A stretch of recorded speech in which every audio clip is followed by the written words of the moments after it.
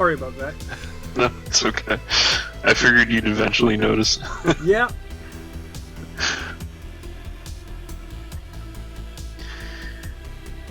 I couldn't find the mute button was all. Yeah. It's all good.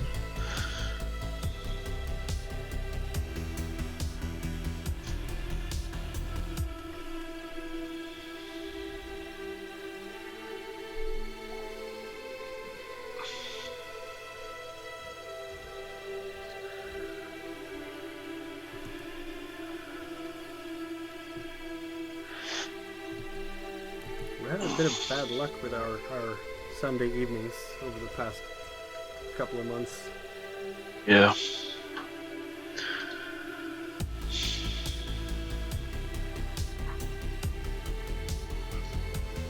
But I'm sure in 2 weeks, I mean, what are the odds at this point? We've all had a snafu.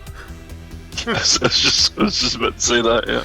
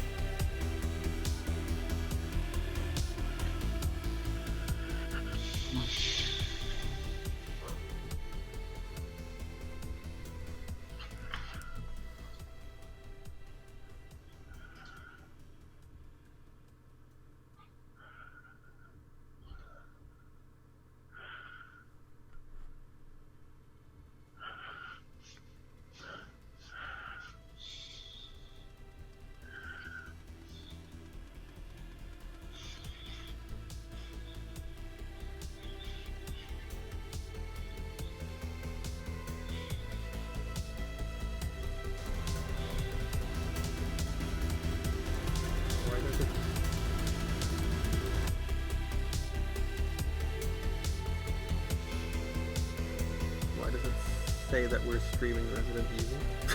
That's weird. They have some kind of bot, I'm sure.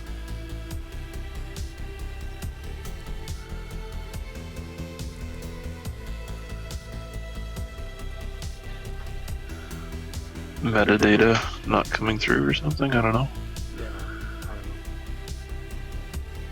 I don't do the coding for the channel, otherwise it's always been sort of just automatically saying session 5, etc, etc. Yeah. But maybe I should tell Ravnos that for listening. Okay, should we start this thing? Yeah, might as well. Where's Jess? She's just finishing putting the baby to bed there. Alright. So she should be down in a minute. Alright, I suppose we can start.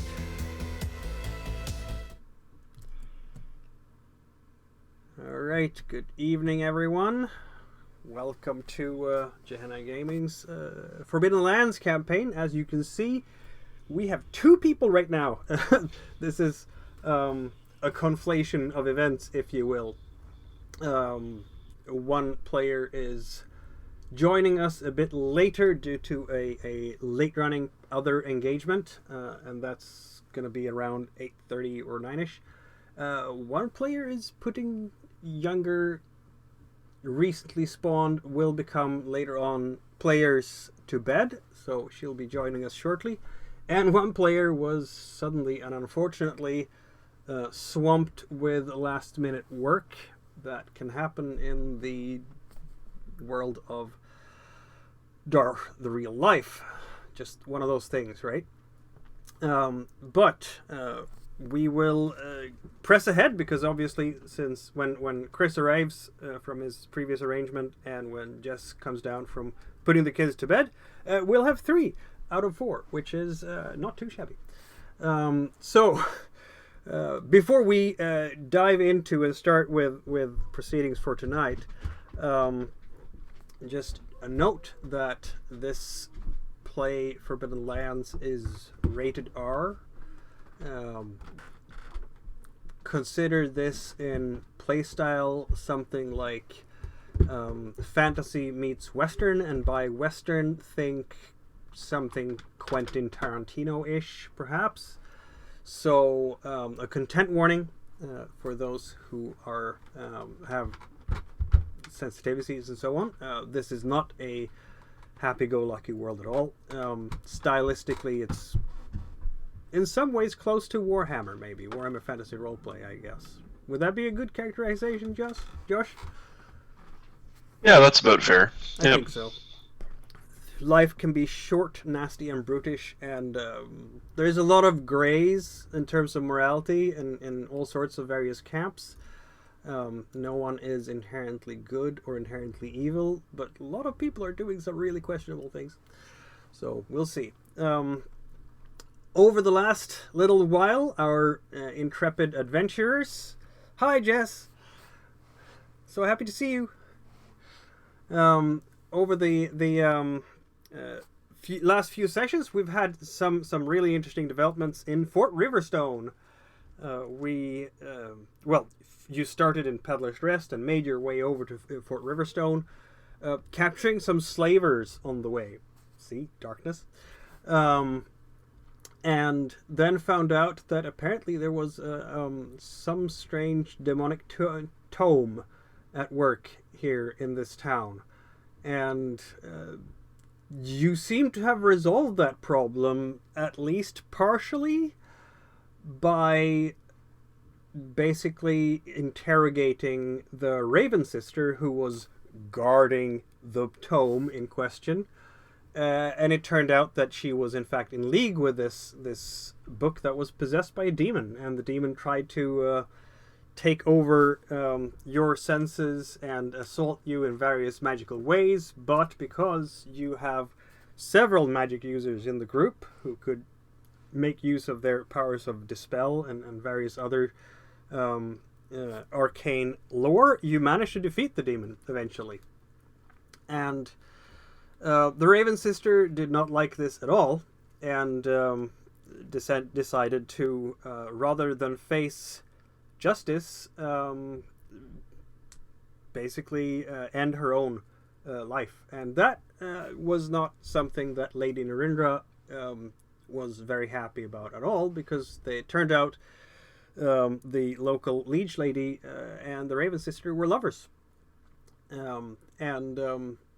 Also, even though Lady Narendra, at least outwardly, seemed completely taken aback by this piece of news, very distraught, rumor has it right now that she has in fact been in on this issue. And so now we have a conspiracy to basically rise up against a Lady Narendra who may in fact be a demon worshipper. This conspiracy very much fueled by Rosalind, the halfling peddler, and supported happily by the dwarves who don't like the high taxes that Lady Narendra are levying from the local people. And that's basically where the plot was. I haven't mentioned your foray into the Goblin Warren. The goblins were most happy to see you remove the demonic book, and you gave them the covers of the book that were still remaining after you had done the exorcism. But you were talking about possibly recruiting the goblins to help out with your little revolution. We'll see how that will go. But before we get to that, I suppose this is as good a time as any, because you have a bit of a respite now. You went back the last day.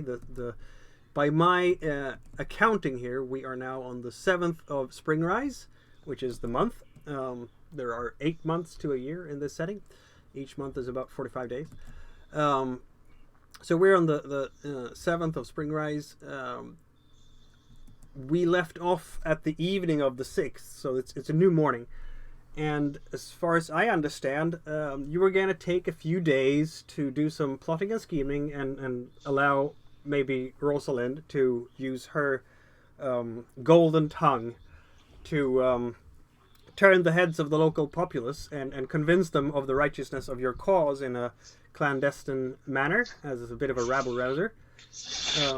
But that's going to take a little while, obviously, because she'll have to talk to many people. So you have a few days ahead here that you were thinking of just using to plan and scheme, and also use your experience points, which allows any viewers to have a chance to see how that works. And since we're waiting for Chris to join the action, I figure it's a good idea to spend, the first half hour or so devoted to that. And that allows us to explore the system as well for the players. So that's where we are. Yeah. Hi, Jess. I don't think you had the mic on before, the microphone on before. No, I haven't. I've been putting my small humans to bed. So. Yes, the newly spawned players. Yes. I've played using this system with my kids quite a bit. I like that it's so smooth that you can do it. Obviously, when I play with my kids, I keep it at a child-friendly rating in terms of the setting, so I don't go nearly full out the way we can do it together as adults. But apparently they're spreading the word to the other kids so I might have a small little cabal of kids playing Forbidden Lands soon. Who knows? Our eldest is just getting to the age where she could probably run a character sheet with a little bit of help. She's fascinated in what we do. She wants to roll the dice and help make characters, and she comes in and says, "I'm the baker. I have potion cookies." And yes, that's my my eldest is 11, so she's fine with it, and she has made up a backstory for her newly designed character, which is awesome. And she had to share it with everyone in the house today. And my 8-year-old is struggling a little bit more, particularly when die rolls aren't going his way. Yes. And this because 8. He's almost 8, but over the past year, how he's developed is lovely. So yeah, I think I'm going to corrupt them all and turn them all into lovely geeks. Anyway, it's not hard. It's not hard, I know. So we are in Fort Riverstone. It is a morning on the 7th of Springrise, and there you are, and you can decide what to pursue in terms of letting your learnings kind of settle in, if you will. That's my in-character description of using your XP to develop your skills. You have some time to rest, and if you look in the rulebook, for those who are following at home, you need a quarter day of some kind of rest, something when you're not rolling for anything else, to spend those XP. And if you have a teacher, you don't have to roll for instance, if you're buying a new talent, you don't have to roll for that if you have a teacher. But I don't think Brenna and Frida have teachers, maybe. I'm not sure. This is... I'm looking to pick up the fearsome one, the one that gives me bonuses to my intimidation. Yes, threatening. That's a lovely talent, and I feel like it fits Frida really well. She's a little scary. Yes, and also just the way you've played her, that yes. She's leaning into her physical superiority and just in social interactions as well.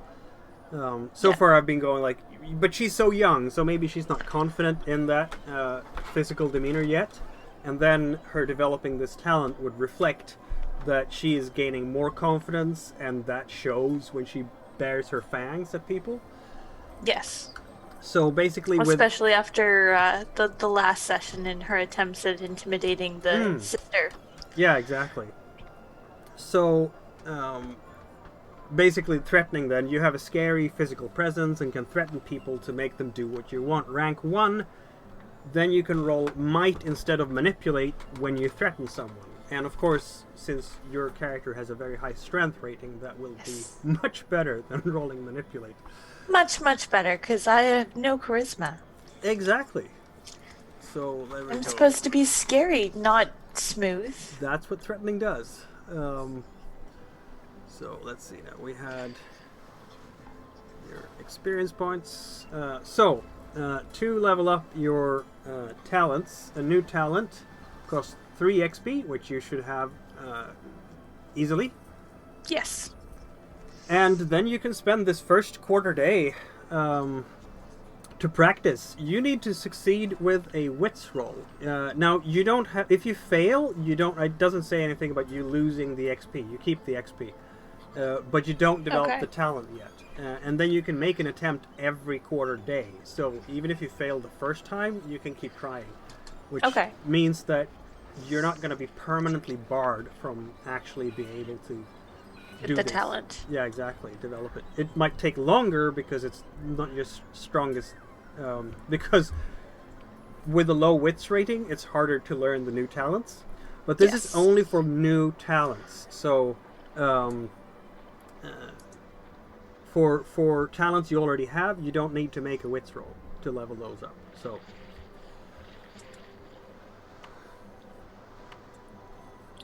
for skills, if you don't have the skill in question, you must either have used the skill and succeeded without the skill level during a session, or during the session even, it says, or be instructed by a teacher at skill level 1 or more during a quarter day.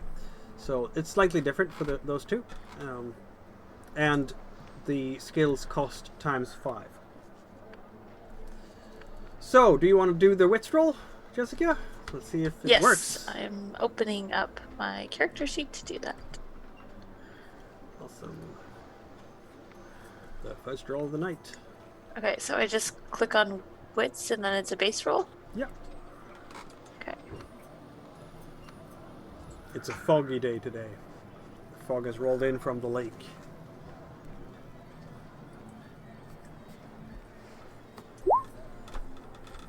Oof.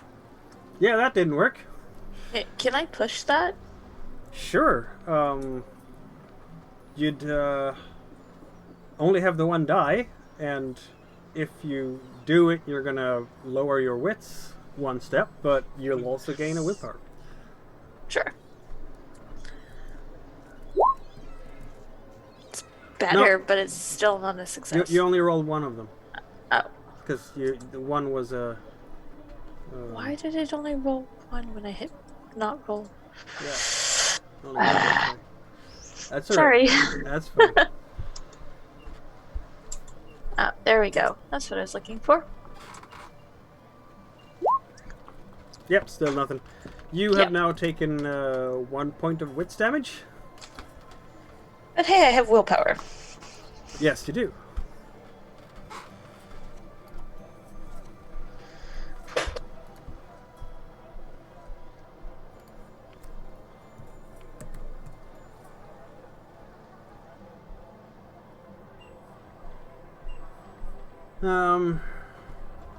That wits damage that corrects with a half-day of rest anyway, doesn't it? Yes, it does. With another quarter day's rest? Yeah, exactly. So this is a good time to experiment, put yourself into harm's way, challenge. and exactly recharge a bit. Yeah. That's what often happens in this system when you have a chance to just do things and push yourself a bit where it's fairly safe. It's a good idea to do so. Yeah. It does encourage that. So basically, you've tried to scare some of the dwarves. I guess. How do you practice threatening? You're in the dwarven camp. I guess I would take the dwarven fighter that we've been fighting with. Yes, Hamda. Her and I have been fighting side by side, so I would practice with her, I guess. Practice growling at her. Yeah, and she's just like... Yeah, no. That's not scary. No. Still nothing. Yep. Which probably just frustrates Frida even further. Yeah. Yeah. What's this damage? Is that like a headache, or is it her confusion, or... It's probably her frustration. Fair enough. She's angry now, so she's not paying attention to what she's doing. Yes, that's a good interpretation. Yeah, so she'll be walking around and being snappy for quite a while. Right, and like tripping, probably walking into things because she's not watching where she's going, because she's mumbling to herself and... Who put this tent thing here? I imagine it's much like dealing with my children. Every parent goes through this. It is our cross to bear. Brynnar, what are you going to practice this first quarter day? I was just actually looking at all the lovely general talents, trying to figure out something that would match. Did we find anything? I think I've actually, since character creation, had a fishing hook and line, and yet had the chance to do any fishing. So I think I might actually take one rank in Fisher. Okay. Do you have survival at all? I do. I have 1 dot in survival. Good. And wits is one of my stronger suits, so makes sense. It is indeed. Yes. Brynnar is a sharp one. So Fisher, you've mastered the art of pulling fish from rivers and lakes. You need a net, a rod, or some other piece of fishing equipment. So that means that your roll for survival will be +1 when you fish. So you don't need to have the survival skill to do this, but obviously you're going to lean into that particular skill with this talent. And I'm sure that's going to help. I mean, every once in a while, right now, of course the dwarves are keeping you supplied with food, but if you find yourself eventually by a lake or by a river, that's definitely going to help with not running out of food. Yeah. And then just to confirm once again, I have to do a wits check, correct? Correct, since you don't have a teacher. Now, there is plenty of fishers in this town, in this fort. That's one of the occupations. The people here in Fort Riverstone tend to be farmers, fishers, or guards. Or there's going to be 1 or 2 hunters as well, of course. But that's basically what they do. So if you want to go out there and find yourself a teacher, that's an option too. Not sure that you need one given your wits rating. Yeah, I think probably maybe what Brynnar would do is just kind of leave the dwarven encampment and kind of go next to the water side there and see if he's able to kind of make heads or tail of his fishing hook and line. For sure. All right, then let's do a wits roll. See if he manages to do that. 3 XP will be spent if you succeed. Okay. And I'm hoping I'm doing this right.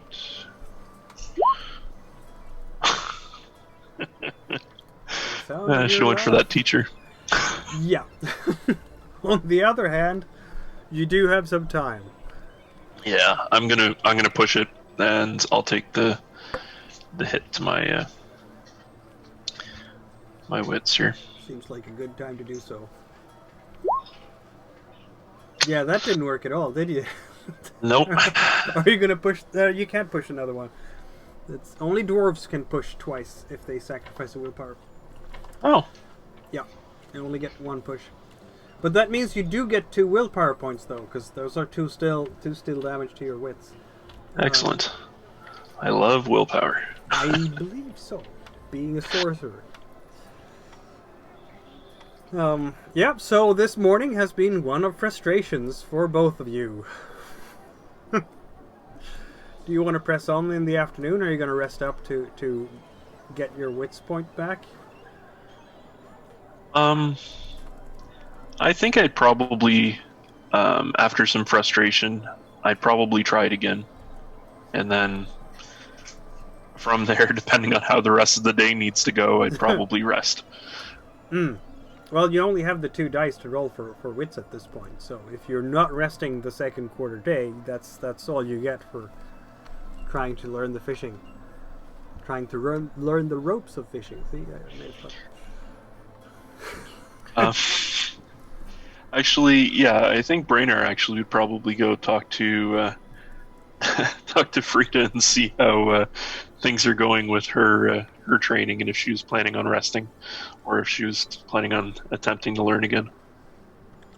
Frida would totally continue trying out of the frustration. That's fine. Let's go ahead. 1 die then. Frida is very much the type of person who would just keep going till she either breaks it or... Is she going to break herself? She might. She might. It's very possible. Frida's not very smart. With 2 wits? No. So is it 1 die or 2? It's just the 1. Because you did get that hurt and you haven't rested it up yet, so... Nope. Well, you can't even re-roll that one. Nope. So you can't actually break yourself at this point. Nope. Yeah. I am just really angry. Mm-hmm. And it somehow doesn't make me more scary. Exactly. Why am I not scary to people? This makes me angry. That's her day. Apparently the wolfkin is cute and fluffy somehow. Yeah, still kind of wide-eyed a bit because she's so young. It's one of those things. I mean, I'm sure you must have seen, videos of young dogs and so on that are trying to learn how to, interact socially with others and sort of fail miserably. They're trying to look imposing, and it just looks kind of cute because the tail keeps wagging a bit too much. He keeps trying to growl and grimace, and they're like, "Isn't that what you do when you smile? Isn't that your smile?" Exactly. You're smiling so nicely at us. Yeah. I'm growling. I'm growling. I'm angry. Be scared. I can eat you. And Hamda is kind of just trying to not laugh behind her mouth, and it just makes Frida even more angry. Yeah. That's a spiral for today. Poor Hamda. Poor Frida. I think a lot of it also, too, would have to do with Hamda knows Frida wouldn't hurt her. Yes, absolutely. Which makes her far less intimidating. Yes, it would. It would indeed. Is Brenner going to try again with only 2 dice? Yeah, he's going to head back down to the wayside here and give it another try. All right. You do get food and water and drink from the dwarves, of course, so you don't have to worry about that for today. That's one of the bonuses of adventuring in a fort, if you know the right people in the fort.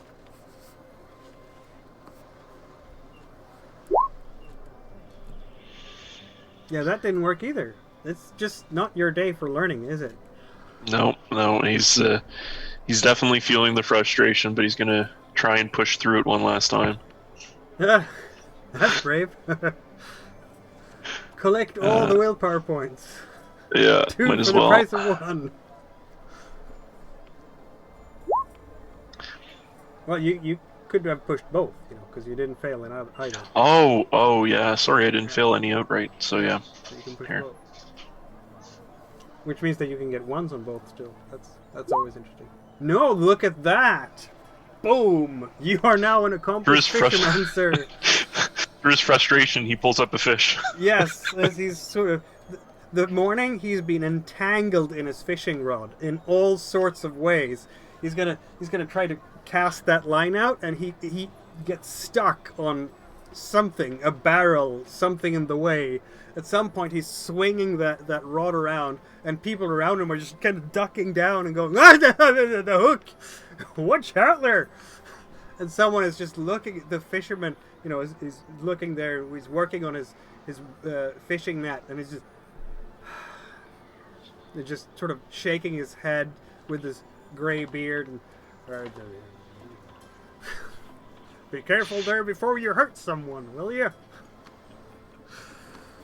And in the afternoon when you come back there, the fisherman has already gone out. It's kind of foggy out there, so I don't think they're actually going out in this pea soup, because they want to be able to find their way back too. Yep. But they're just kind of looking at you and going, "Oh, him again." I don't blame them personally. But then you do throw your rod out, and you do catch fish today. Makes sense. Fog and rain are actually the best times to fish. Mm-hmm. Yep. That was an excellent time to do it. And you managed to sort of finally catch the signs of where the fish might be hiding. Under the boats, under the pier, nice shady areas. And, along the reed over there, I don't know anything about fishing myself. I'm just improvising. I'm sure people who are actually doing sports fishing as a hobby. The rain and fog would disturb the water. Yep. And make them think that there's seed and food coming into the water, which would bring the fish to the surface. Fair enough. So rain and fog are actually the best times to fish. You have caught a fish, Renner, and you can scratch those 3 experience points, and now you have the talent of fisher. Excellent. So at least one of you have succeeded today in developing something. But I do believe that you have a lot of XP. I will be scary. Yes, you will be eventually. Scary. Eventually. Because if I recall correctly, I mean, you have gathered, it must be at least around 10 experience points. Oh, you have 4 left there. Okay, I can see what you've done. Yeah. That means that you could get another new talent, or you save them for like a skill or something. So, yeah, that might be a good idea. Unless you want to raise... No, so raising survival would cost you 5 XP, so this is... No, it would cost you 10. 10 XP, in fact. That's correct. That seems reasonable. Frida has how many XP at this point? 7, I think. Oh, we haven't put it down. You should have had something along the same as Brennar, I think. So, yeah, I'll put I don't think I had as many as Brennar, though, because Brennar's... yeah. Dark Secret. I'll put you to 7 there. So, have you used any of your XP so far in the campaign? No. Didn't know how, so I didn't bother. Right. No, because we had one session where you only got like 1 XP. Yeah. But the others you got at least 3 per, and we've had 4 sessions, so that's. I think really? you should be at around 10. Maybe. I'll put it to 10. I'll take 10. Yeah. No, because you've traveled through new hexes almost every session. You've had a couple of fights. Almost every session. 2 of the sessions at least, yeah. Yeah. And now you haven't invoked your pride or your dark secret, so that's true. No. But just going out, and you have uncovered loot from taking those slavers that gave you so much money that counts as treasure, so that was another XP. So, yeah, I think you're at about 10 or so. Okay. That seems to check out. We can always recalibrate more precisely later on, but I think that's where you're at. So if you succeed in getting threatening, you'll be down to 7. Okay. I will be scary eventually. You eventually. But apparently not on the 7th of Spring Rise. No. It's because I'm practicing with Hamda. I have to find somebody who doesn't know me well enough. Exactly. Somebody who doesn't know I won't eat them. That's just go into town and start, yelling at villagers. I probably will when we're, doing the uprising, but... Exactly. Oh, yeah, that seems like the next step towards towards perfection, if you will. Let's see now. Right, so the evening will be spent. I mean, you can use the 3rd quarter day to. No, you're not gonna do this again. Yeah, that's fine. Otherwise, it's very. I don't have any wits left. Oh, right. No, well, you have 1, don't you? No. I got a skull on my last roll, didn't I? Yeah, but that doesn't remove anything. If I thought it took my dice away. No, it doesn't. Only if you push. Only if you push your roll. Oh, okay. So you're not broken until you actually push, and that's when you take the hurt. The first roll is always for free. So it's just a fail. But you can't re-roll it. You can't push a roll where you have a 1.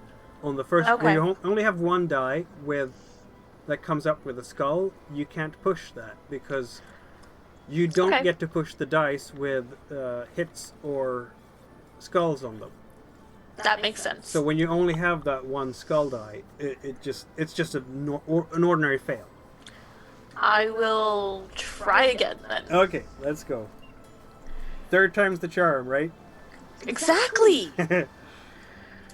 You only need to roll a 6. Nope. No. Now, if you push that one, you might break yourself. Okay, I'm gonna push it just because I can. Because Frida totally would. I have all night to sleep. It didn't work. But that's fine. No, you can only push it once. I didn't break myself. You didn't break yourself.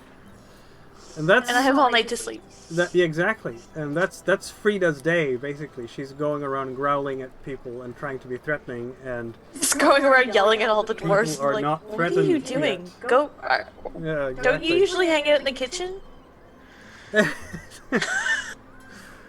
It has to be the case, right? Exactly. They've tasted her cooking.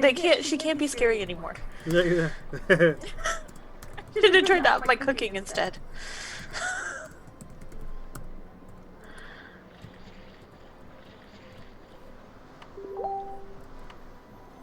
I can see that Chris will be joining us shortly, which is great. Perfect timing. So we'll just wait for him to log on, because then he can detail his day and see if it gets as interesting as, being yelled at by fishermen. Though I think they were finally, quiet and accepted Brennar as not maybe one of their own, but at least not a complete klutz when he took home that fish finally. Brennar will, by the way, notice how subdued Fort Riverstone is during this day, as he is spending most of his day inside the palisade. You haven't seen any sign at all, because you're basically spending your day by the pier there and just fishing, which incidentally is an excellent way of doing some spying as well, if one is so inclined. Okay, I'll fix the overlays here a little bit, because I'm seeing Chris joining us, which is great. Okay.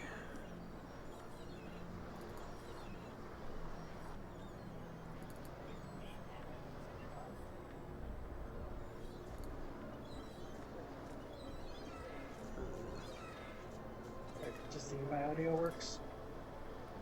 Yeah, you're in. That's great. All right. Okay. There we go. No, not the right one. That's the right one. Excuse me while I just fix the overlays a little bit. It shouldn't take too long. So we have all the cameras in the right places. There we go. Welcome, Chris, by the way.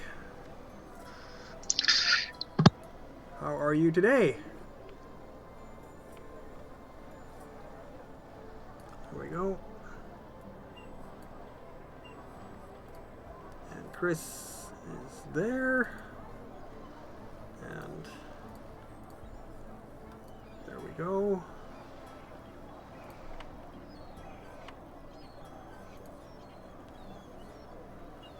And let's get you feeding from the right camera, because that's a good idea, right? Or so I hear.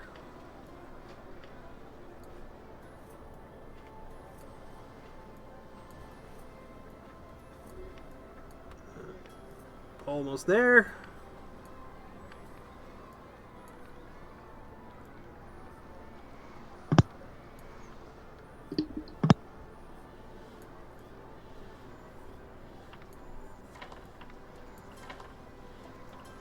There we go, and there we go. All right, and that should do it. All right. Welcome, Chris. How are you? Can't hear you right now. There we go. Yeah, turn it. All right, there. Is that better? Yes. Awesome. Yeah, good. Went out to a friend's place for dinner, so it was nice to see people in person. I'm sure.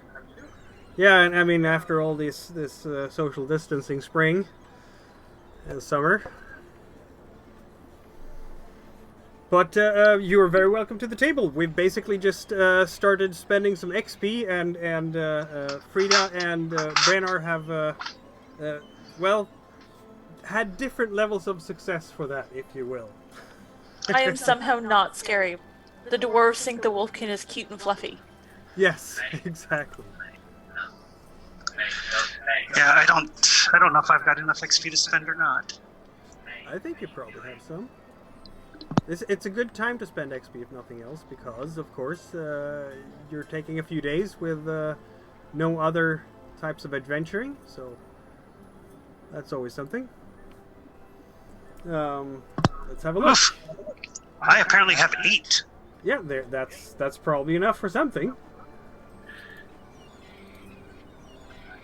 So a new talent is times 3. So 3 XP. If you don't have the talent from before, you need a teacher. You've done that with a poisoner talent. Skills are times 5. Yeah, and I don't think there's a druid teacher here, so I can't learn new spells easily. This is true. There was a druid, but she was corrupted by a demon. Sorry about that.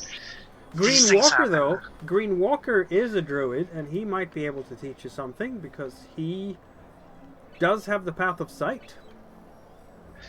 I was looking to buff my healing.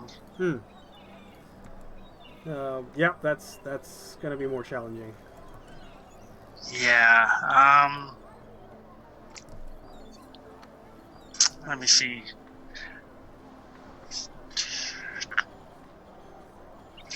Well, if Fidan's not around, I should see if I can maybe pick up some scouting.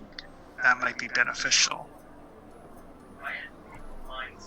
That might be beneficial indeed. That and survival are always in high demand. Yeah, I've got survival already, so yeah. I will see if I can pick. Who's typically doing the scouting?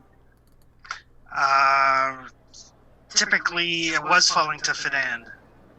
Well, then let Fidan continue. Well, he's not terribly good with the scouting either, because typically in this system, it really benefits if there's one person who is when you're out hiking, one person is doing the lead the way, another one is doing the scouting, and you want to specialize who is filling that niche. And not double up necessarily. I think I'm going to sit on my XP, and then maybe I can buy up survival later. Yeah, that might be a good idea, because that's going to be 10 XP, and you're almost there. Yeah. Or, wait. I could pick up the 2nd level of Pathfinder. Yes, you could do that. That would be 6 XP. Yeah. Yeah, I think I'll try that. You don't have to... I don't think you have to roll for that at all, because it is not a new talent for you. So that's simply you use the quarter day to do that. And that gives you that you're most comfortable in the wilds, and leading the way for a quarter day counts as a rest for you. Yeah. Which is perfect. Very handy. Very handy all right, indeed. There. So clearly yep, you should give Fidan the responsibility of developing the scouting, or someone who's not you should be doing the scouting and watching when you're walking. Yeah, I'll undertake pathfinding. I've got survival already, so... Yeah. So, I mean, let's see now, who could... Brenar is good or bad at scouting? Brenar could become very good at scouting. Brenar has no scouting right now. No, but you could develop it. You're better at scouting than Fidan at this point. Because Fidan has a 3 wits. You have a 4. Neither of you have any scouting dice at this point. Okay. Yeah, maybe once I get some more XP to spend. Yeah. Because that would be 5 XP, so... Yep. But I think that would be also logical, because you've both spent a lot of time in the wilds. I would think you have a 1 survival there, Brenar, and in your background you basically was a hermit for a long time. So functioning as the scout for the party would seem to line up. So yes. Meanwhile, well, just to connect back to Chris and what has happened with Frida and Brennar during this day. This is the 7th of Spring Rise by my accounting. And they basically spend their days trying to learn a new thing today. And with varying success, Brennar has gone into town with his fishing rod. And Frida has been spending her day in the dwarven camp. Why don't you illustrate this for Chris? Okay, well, this makes it. So Frida's gone around the dwarven camp basically just kind of screaming at people and trying to act scary. And they're like, hey, aren't you the wolf that hangs out in the kitchen all the time? You make great soup. And kind of laughing it off. So the dwarves don't think that the 8-foot-tall wolfkin's scary at all. Some of them might have even been brave enough to try and pet her.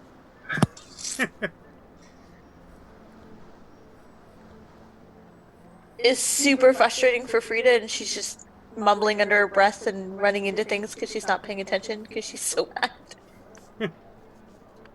I can't hear you now, Chris. I don't know why. Oh, there we go. Is that better? Okay. Yes. Alright, so yeah, you need to stop beating them. No, nobody's gonna be scared of Wolf Mom. At least I got my character typed out. Because Wolf Mom's kind of what I was going for. Alright. What about you, Brainar? How have things been going for you? Well, it was a very frustrating first quarter of the day. Went back down to the nearby docks, and most of the fishermen actually laughed at me. It was great. And then, through some frustration and a lot of headaches later, I went back down and caught myself a fish. So I guess I'm a fisherman now. Okay, so the whole teach a man to fish sort of thing? Yeah, I guess. Exactly. Give me that, I'll go cook it. No, don't cook it. Eat it raw in front of the dwarves. That only works when you eat somebody's heart. If I had brought home the Raven sister's heart and eaten it, that would have maybe done something. But eating a fish raw is not going to work. I'm sure if you eat like a whole trout, head and all. Oh man, that's just sushi. Yeah, I'm just...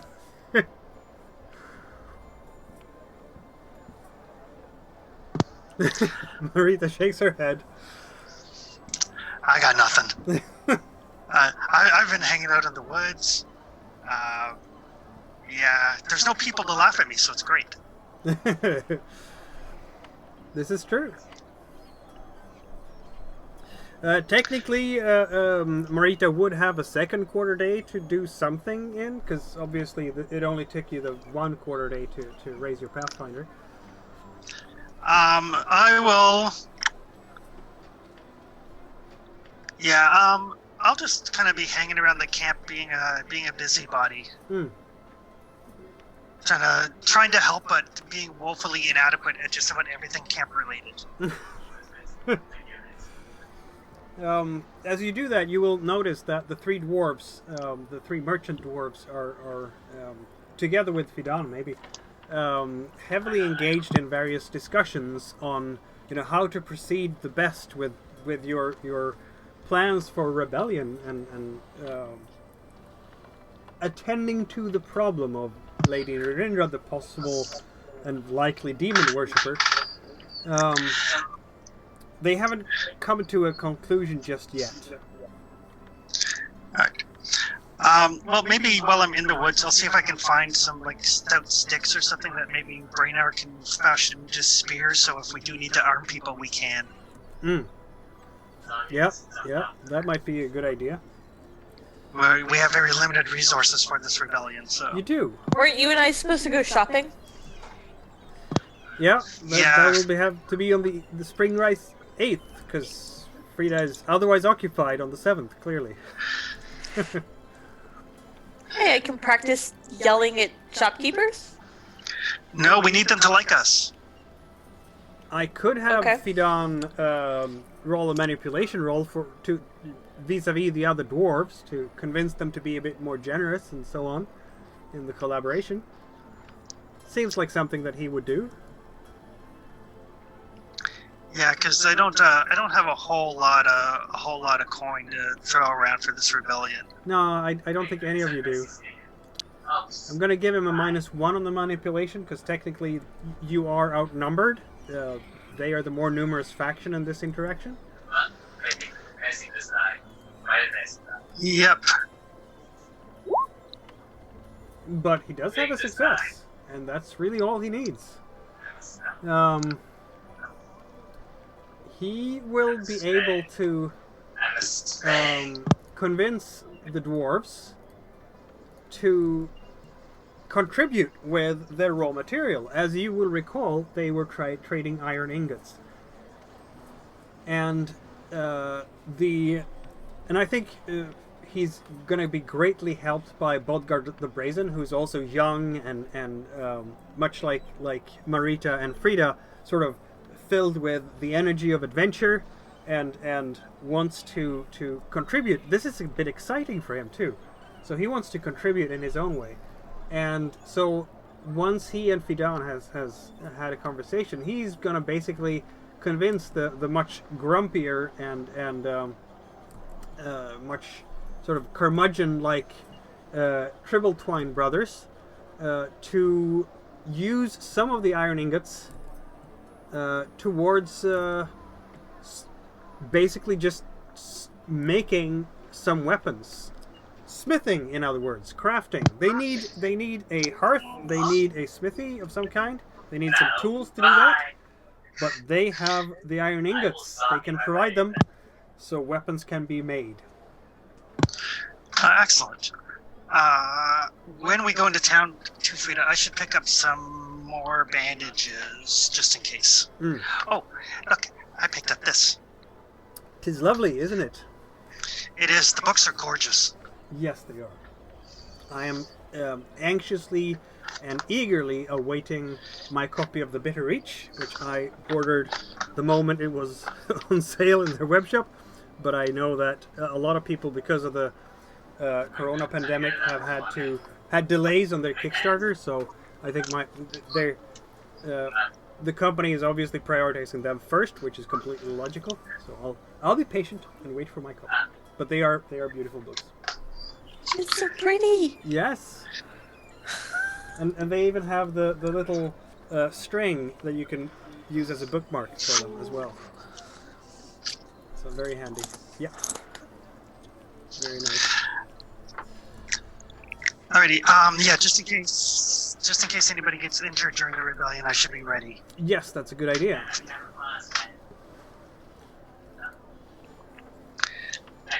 All right. Well, since Probably we're find myself a proper size shield too. Yeah, well, you have a small shield at this point, because that's what they sold you, but this is true. A bigger sized shield would give you more protection. Yeah, I mean, they do have people here who can sell you various equipment, so if you want to use the next day, Spring Rights 8th, towards making some purchases and advancing your schemes. Yeah. Do you want to come into town with us, Brainer? Sure, might as well. All right. So yeah, so we'll go into town and we're gonna see if we can get equipment, but also if we can kind of get the pulse of the town, how they feel about the possibility that their leader might be a demon worshiper. Mm-hmm. Yeah. That's a good question, isn't it? Mm-hmm. Yep. there might be one or two people who might be less than thrilled for sure. Did we use that last quarter day on the 7th for resting? Yeah, I mean, you don't need to use more than one quarter day for resting, and obviously there's 4 of them. So it's 2 of them. Frida used 3 quarter days to practice her threatening and failed miserably. You used 2 quarter days, Brennar, for your training and succeeded on the second, so I don't know what you would do with the third. And Marita just used 1 quarter day because she was practicing a talent she already had and just leveling that up. And the rest you said you were busy in the camp, basically. So that was that day. Yeah, so maybe we'll take pretty much the full day to do our shopping and ask around and kind of see if we can't maybe sow the seeds of discontent. Yeah, I'm gonna simply give you Fidon to accompany you for that, because that seems like something he would do. Alright. Because he does have the golden tongue, so that allows you to still draw on his skills for that. So, let's get back into Fort Riverstone. I'm gonna just remove Marita's token here. You're not on a stealth mission this time. You can put the token... I think you can put the token wherever you want.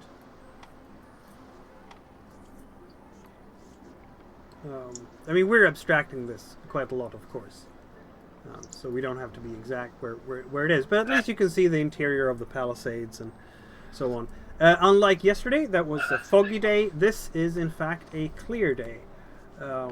It's, you know, still spring, so chilly in the morning, just above freezing, and the temperature is climbing during the day, and will struggle to get into double digits centigrade.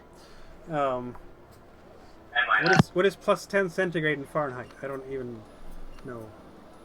I don't convert to Fahrenheit very often. I should, but I'm European. 50 something? Yeah, something like that, I guess. Yeah, 41 or so. Okay, fair enough. If I remember correctly, you double, take away 10% and add 32. Yeah, something like that. It's quite circumspect. Anyway. Or we're all Canadian, so... I was gonna say, that seems really confusing. Why? Fahrenheit is weird for people used to centigrade and Kelvin and whatnot. Oh, God, yes. Yeah. Anyway, it is spring, so it's freezing in the morning and still chilly all through all the day. But at least it's a clear day with just scattered clouds. As you go into Fort Riverstone, and it's peaceful enough. I mean, by now the guards know you really well. They don't even flinch or anything like that. There was the altercation with the Raven Sister, and there might be some worry in their eyes. I'll let you, the best of you, roll an insight roll. And since I guess that the others are supporting this effort, we'll just add 3 dice to that, because that's how it works. So who's the best of you at insight, anyway? I got 6 over here, assuming sleep gave me my wits back. Yes, it did. Yeah, I've You're got better 6. than I am. I've got 6 as well, but go ahead there, Brainard. Stare at them with your wizardy eyes. Yeah. Fidon is at a mere 4.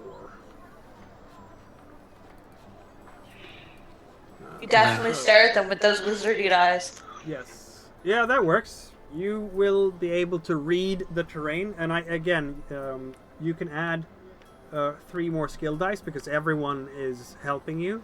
Basically, you have 4 eyes, and you're all in there this morning to take the temperature on the town. You're all alert towards the same thing, so that gives you 3 extra red dice. Okay, would you like me to re-roll that, or No, just roll 3 new? Yeah, just roll 3 new with the red dice.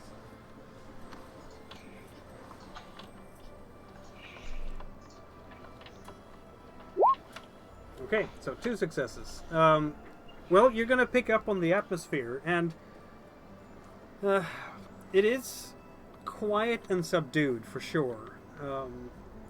There is very little laughter going around right now.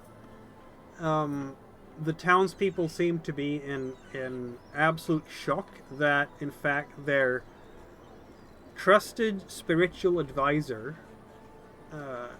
the Raven Sister, whom, you know, the younger people here have known her basically all their life, turned out to be a demon worshipper.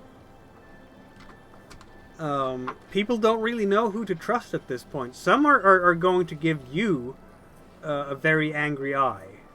Like, you've upset their order, you've upset their stability, you've upset their peaceful life, as peaceful as it was with goblins to the north and saurians to the south. But inside the palisade, it was safe, right? It was the palisade. Outside is the wilds, outside are the dangers, but inside the palisade, it was safe. Oh, wait, boys and girls, we're really about to screw things up. Mm-hmm. And then you guys came, and now it's not safe inside the palisade anymore. I mean, we can understand this psychology now, having looked what's happening south of the border with all the people refusing to wear masks and say, don't test because then you don't find the cases. I think there's going to be few people in Fort Riverstone who react like that. It's not like it was your fault that the Raven sister was a demon worshipper. You're just the messenger. You just discovered it. And if anything, they should be logically thanking you. But there's going to be a few there who will, they've lived with her all their life and this was treachery. So clearly it was your fault and she wasn't really that bad or something. That cognitive dissonance. There will be some. Blame the outsider. Isn't it convenient though? But not everyone, because at the same time, because you do have two successes, Rosalind has been hard at work and using her golden tongue to talk to people and assuage their fears, if you will, or at least direct their fears and frustrations and anger towards Lady Narendra instead of you. And she's pretty good at that. So there will be some people who are definitely looking at you like with a sense of frustration but not hostility. So that's kind of this maelstrom of different feelings and sentiments that are going on around you at this point. Lovely. Perfect, right? It's almost like a civic revolt is brewing or something. Almost. I don't already stick out like a sore thumb. Alright, well, the people will be thankful once we liberate them. Exactly. Yeah, that can never go wrong. No, not at all. Keep telling yourself that. Never. Alright, so we need to get some supplies. We have very little money to work with, so what are our priority items? Bandages and weaponry? I think that's fair. Yep. We could probably forage the rest. We're right next to the woods. We also might be able to get aid from the goblins, because Pheidon and Brainer are still part of their cult. Just because we like to get blue, don't call it a cult. It's totally a cult. And it is definitely a cult. See? The ladies agree. It's a cult. Alright, well, if we equip the few fighters we have with spears, we can probably get those fairly cheap. Actually, we probably don't have to pay for those because the dwarves have some iron. And let me check. I do believe. And to be honest, once the few good fighters take out a few of the soldiers, we can probably collect the rest of the weaponry as we go. Yeah. Just can either of you use a bow? That's marksmanship? Yeah. Yes. Not as well as a sword, obviously, but I can still use a bow. I can tell you also, drawing upon all your resources here, that both Thulman Tribbletwine and Bodgard the Brazen are decent crafters. So if you give them some raw materials, I'm sure they can put together some spears. Again, and it might be cheaper to use purchase the raw material than to purchase the ready-made bow or weapon. Exactly. So if you give them, if they have a crafts station to work at, and I'm sure they can Bodgar is Fidan can probably talk to people and make sure that. What I'm saying is, you have enough people with very good persuasive skills to be able to secure some space in a smithy or with a carpenter, so that these two dwarves can start working on putting together some tools for you. Okay. Is there a tannery in this village? There would be, yes. Okay, so maybe we can go hunting and get some pelts and get some leather. Yeah, you can do that too. Absolutely. I'm gonna say that Bodgar and Triple Twine can do one piece of equipment per quarter day, and they will automatically succeed with a 1 success if I don't roll for them, just to speed things along a bit. Though they are. Thulman has a 7 dice, and Bodgar has 8, and that's without tools.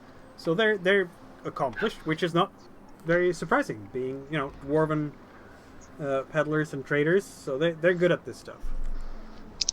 All right.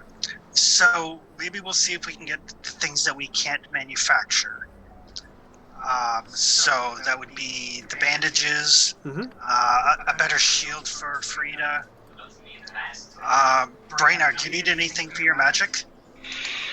No, I don't think so at this point, other than being absolutely frustrated. That's about all I need for my magic to come out. Yeah. Well, I still have some lamp oil left, so we can set people ablaze if needed. Okay.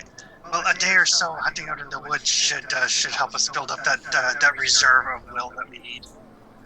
Yeah. You find the animals and I can kill them? Well, It was also. go ahead. I was also going to mention too, if the dwarves need assistance, I'm pulling a 7 on my crafting. Oh, good. I mean, that's excellent. Then you can do some crafting too.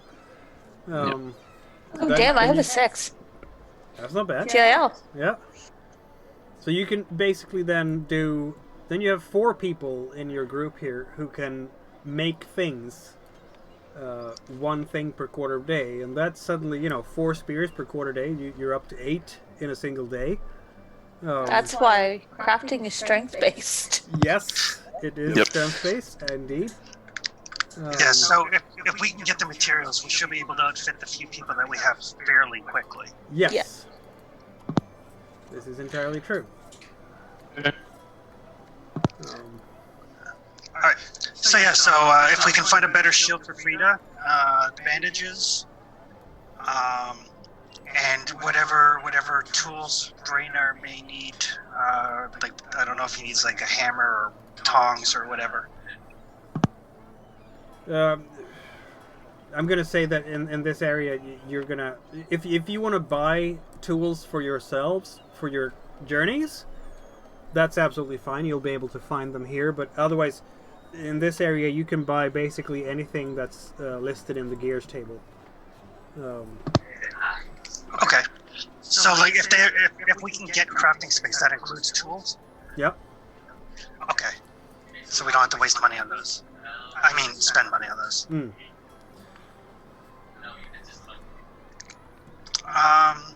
Well, if you want the crafting tools for later on your journeys, you'll have to buy them. But otherwise, you can borrow some for now. Yeah.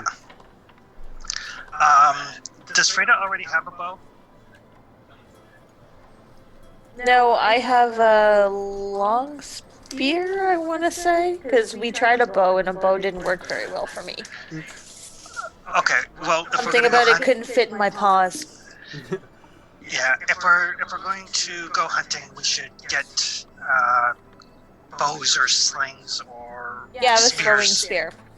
Oh, okay. It's technically the same skill, so. I borrowed a bow and I failed 6 times with it, and then I got the throwing spear and it worked for some reason. we blamed it on the bow being too small for Frida to wield. All right. So yeah, I think I think the main thing is we'll get the bandages, we'll get the shield, and then we'll go out and start seeing if we can get the raw materials that the dwarves need to make some spears, maybe a couple of bows, and maybe some leather armor. Yeah, I can practice growling at squirrels. You can. We're going to need a lot of squirrels if we're going to be making armor.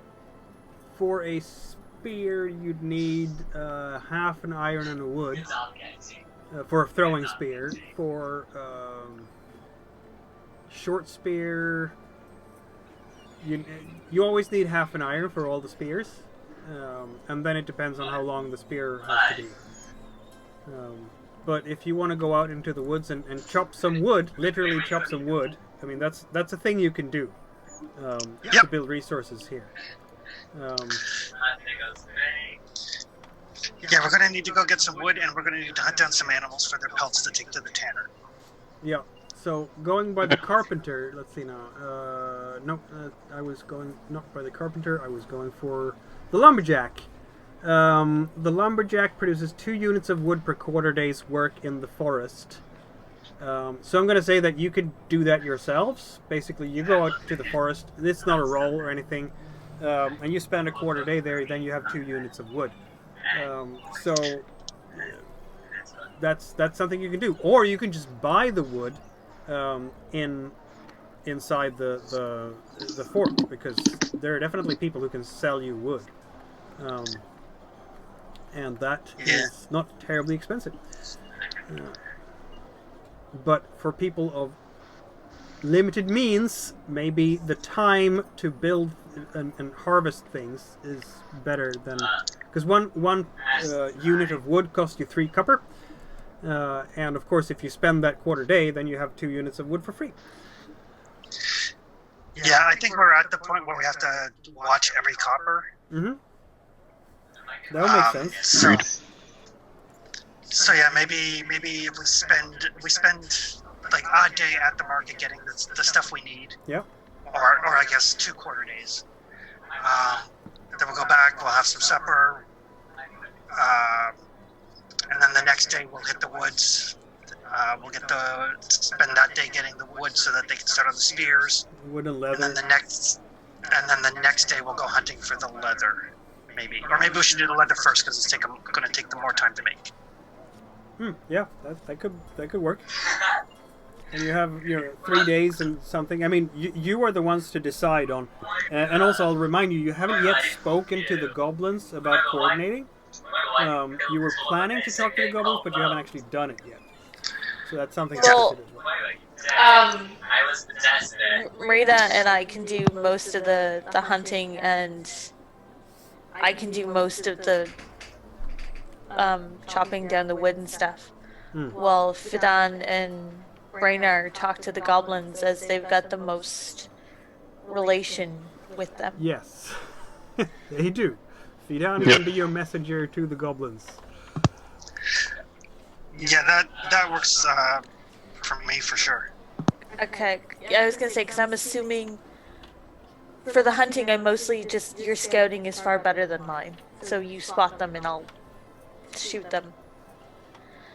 And as for the chopping down trees, I'm gonna assume that's mostly a strength-based. Oh, it's not a roll at all. You just spend the time. Okay. As long as you have an axe, you can do it. Okay. Yeah. Alright, sounds like we have a plan. Yep. So spending the day in the fort to get your equipment. Let's see what you're gonna buy. What do you want to buy in the fort? Some bandages and a better shield for Frida. Braynar, you said you didn't need anything? I'm good. And actually, maybe if there's little like trinkets or shiny things, maybe that Braynar and Fidan can take to the goblins.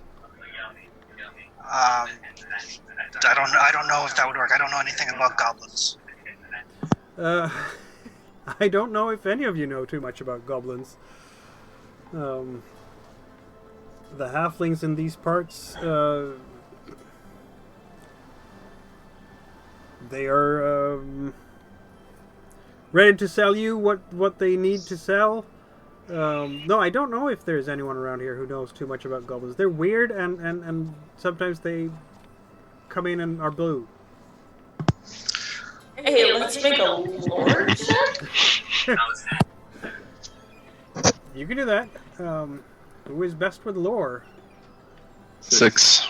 Probably Brenna. I think maybe Fidan might be better with lore. Nope, he has 5 only. Yeah, I only have 5. Okay, then Brennar is the lore master.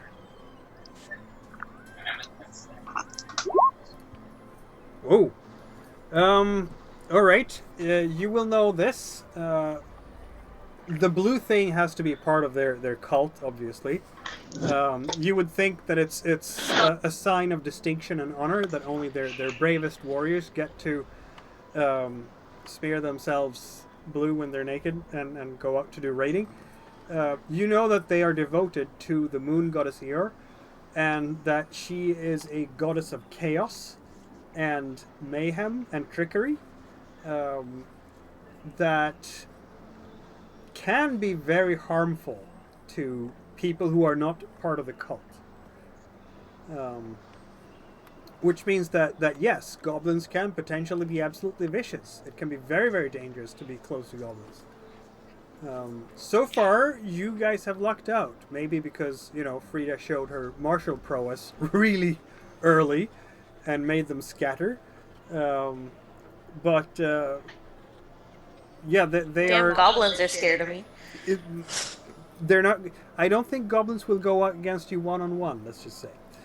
But yes, that blue paint is probably a part of the devotion to Eor, the moon goddess. Maybe you can find some pretty moon-like trinkets. Which also suggests that you and Fidan have been blessed by a goddess of chaos and mayhem. Sounds about right. Yeah, that tracks.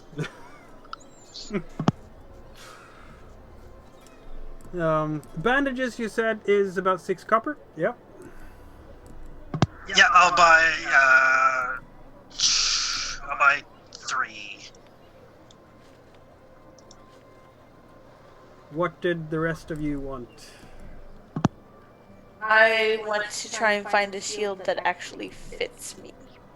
Well, I mean, the small shield fits you. It's just small. I imagine on Frida the dwarven shield probably looks like a dinner plate. Yeah, it fits the dwarves. For you, yeah, a large shield, that's going to be expensive.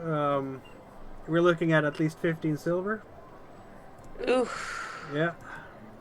Okay, And the I small will shield is 6 investigate silver. it to look at it and see kind of what it's made of and if I can recreate it, I guess.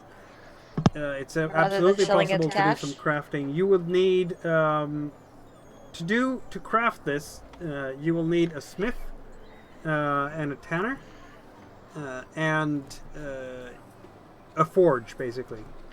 Hey, all the things we're getting anyway. It can be done in a day. Okay. I will see if we can set onto that and do that at a raw material instead of shelling out 50 silver.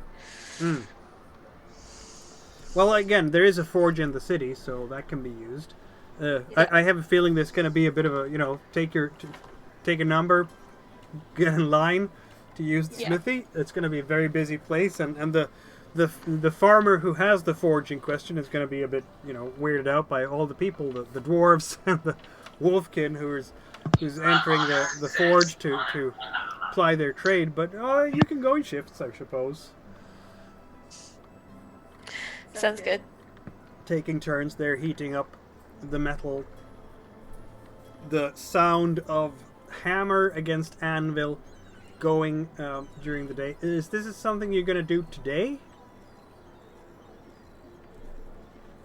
No, I think we have to collect the raw materials to do it first. Yeah. Because I'll need the hide and stuff. Yes, exactly. Yeah, you'll need For a large shield, you need 2 leather, you need 1 wood, and 1 iron. Now, the iron is going to be supplied by the dwarves. But I'll need to get the wood and the leather. Exactly. Yeah. And then you would need, again, the person who's making the shield in question needs the smith talent and the tanner talent. If you're not making it yourself, you will need to ask someone kindly with that talent. Yeah, because I don't have the smith and tanner talents. Well, you know, the dwarves around here might just be able to help you out with that. They like me. I cook for them. You cook for them, exactly. So, yeah, they might be able to help you out with that, for sure. Not sure that any of them are particularly good at tanning as such. That you might have to ask around in the village for that.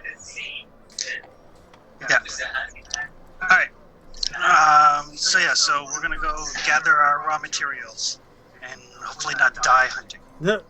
Before you get there, this is going to be in the midday. You will notice that in the early morning, sort of mid-morning, there is, or I'm going to say just before lunch, to be more precise. There will be commotion by the palisade gates, and you can hear the sound of many hoofs. In fact, there is a group of riders of some kind approaching the palisade. Oh shit. I will find a place where I can watch but not be seen. Roll stealth. I'm going to give you 2 skill dice bonus for that because there's so many people around. So it's not particularly hard for you to hide.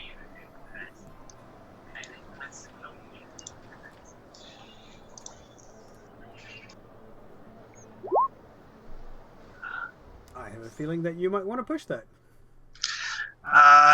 Yes, I do want to push that.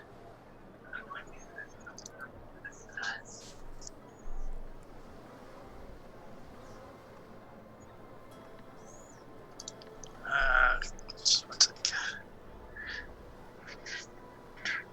Well, I'm here. Well, I'm here now.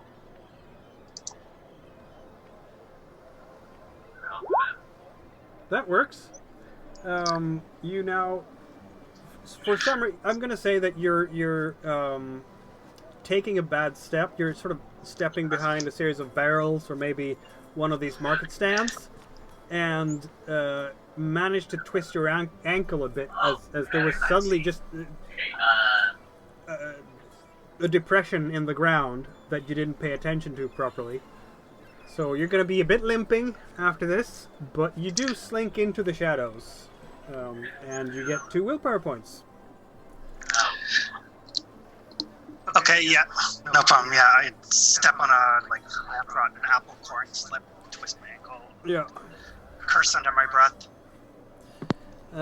But I think you will be happy that you did so, because from your little hiding spot you can see that there is in fact a group of riders. They're leading their horses in. There's 4 or 5 of them.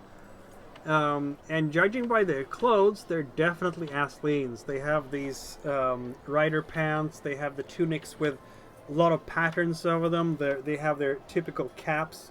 What do you call the with a little sort of fold that comes down in front, and Oh, shit. they have some of them have woven into their clothes little ornamental pieces of metal that shine nicely in the sun. Very Athlean in short.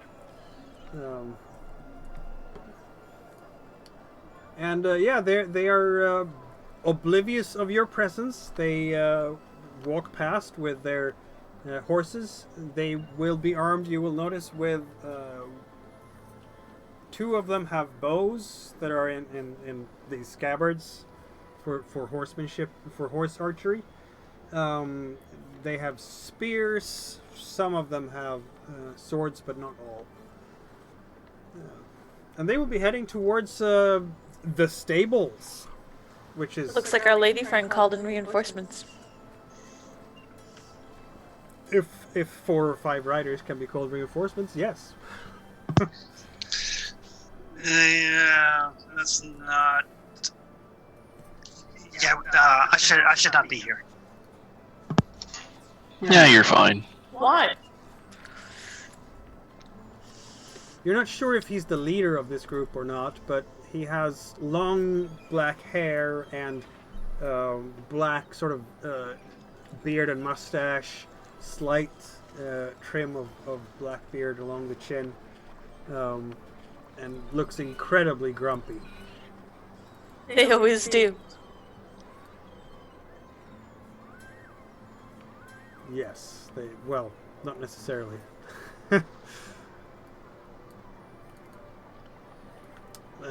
But he's not alone again. So, yeah, they're going towards the stables there.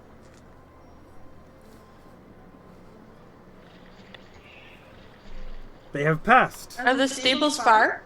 No, it's basically where the so-called tavern is. Okay. I will mosey that way and perk my ears up to try and listen into any conversations they're having. Well, I mean, not too far from the tavern, you will have your good old friend Ochro sitting around doing his, basically he's begging. He doesn't have an income source around here. He comes to your fire with the dwarves to have some food and drink every day now that he's been accepted or at least is tolerated in that camp. But otherwise, his days have been spent sitting around and listening, which might come in handy down the line. But he's sitting there again, and they will be passing by him very closely. Right.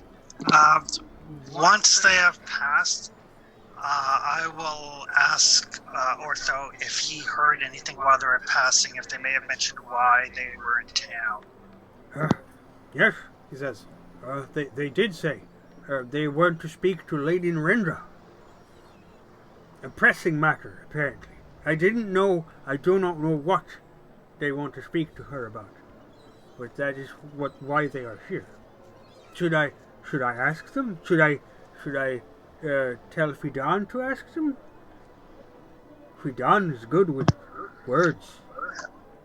Yeah, maybe. Don't do anything dangerous. Don't do anything to get them upset. But knowing why they're in town is very, very important. I see. Yes. It could be helping or hindering our cause. I think Fidan might just offer to talk to them. I mean, he has a way with words and has no particular reason to fear them. Rainer would probably walk over too. What's the worst they can do to a frailer? Yeah. Yeah, you're going over there towards the tavern. It's you and Fidan. And you can see that 2 of them are working over towards the keep. But the rest seem to simply install themselves in the tavern. And they're sitting there by a table, and they've ordered in a flagon each and drinking a bit. It's 2 of them. The third seems to be taking care of the horses for now. Okay, So yeah, they're sitting there and having a chat, which means that you can go up to them and have a chat if you want. God, no. I was referring to Brenner and Fidan, of course. I was gonna say, I think we'll let Brenner and Fidan Do the talking, that. Yeah. Marita seems quite skittish about them, and I'm not the best person to have a chat. Indeed. Yeah, no, Fidan will. Who's best at manipulation between the 2 of you? I think Fidan is, really. You're done. Yeah. So he'll lead the way and use you as a support, in other words, which gives him a bit of a bonus.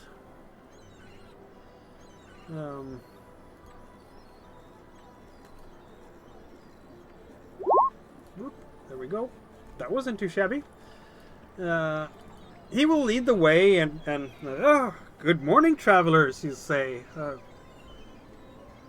this is not as well traveled as it used to be. I understand this place, but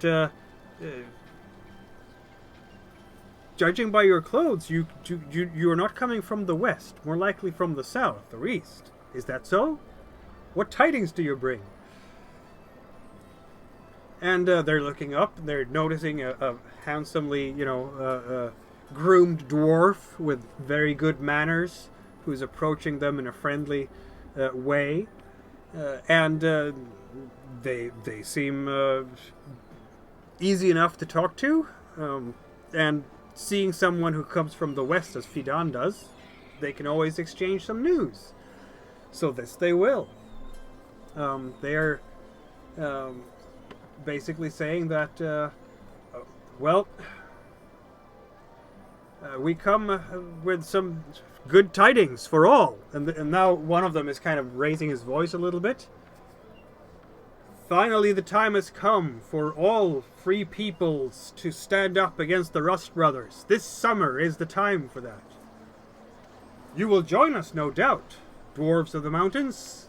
For too long have the Rust Brothers terrorized our peoples. But Zertorm is gathering an army now, and we come here to bring these tidings to Lady Nirindra so she can join in the struggle against those nefarious oppressors and slavers. We will not submit to them ever again. What say you?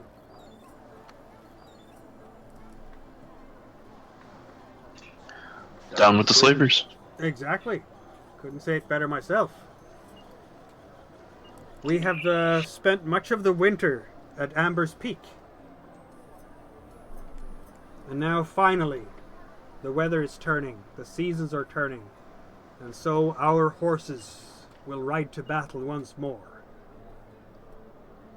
We pray to our God that this will finally be the time when we can liberate these lands once and for all from the scourge that is the Rust Brothers. Horn will stand us by.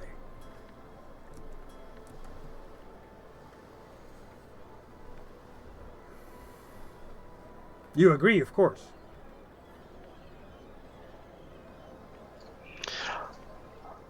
Raynar would just actually nod his head. Because Raynar's deity is not Horn, but he agrees with down with slavers regardless of whom. Have you ever been to Amber's Peak? Asks this Asleen again. I don't think I have. Whereabouts is it located? North from here or further south? Southeast. South and east. Ah. Yes. Follow the rivers. And you will get there. It took us... Is it 5 or 6 days since we rode? I've lost count a little bit. If you do not have horses, then clearly it will take longer. Stay away from Falender on the way. It is a cursed land. But Amber's Peak, you see. It is home for us now. As much as there is any. You know, they whisper about Zertorm. They say that he was one of the first generals of the monster Zigofer. But he was disgusted by the villain's tyrannical rule and joined the Elven Spring of the Eastern Forbidden Lands to fight his former master. When the fleeing horse people arrived during the wars, Zertorm allowed us to stay on the plains. And we joined him in the struggle against the Rust Brothers. He is a true ally, and powerful in his own right. We don't see him much, though. His magical flames burn around Amber's Peak. They say that he's trying to tame the fire itself, to turn it against Cithera. But, well, it's not always nice to have those fires about.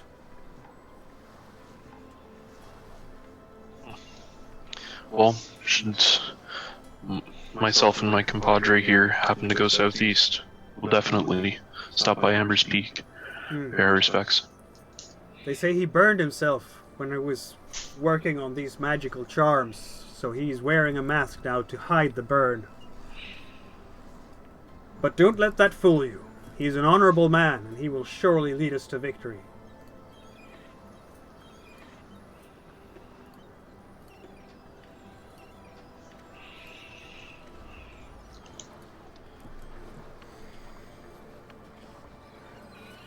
To victory! And they raise their goblets, and everyone is sort of clashing together.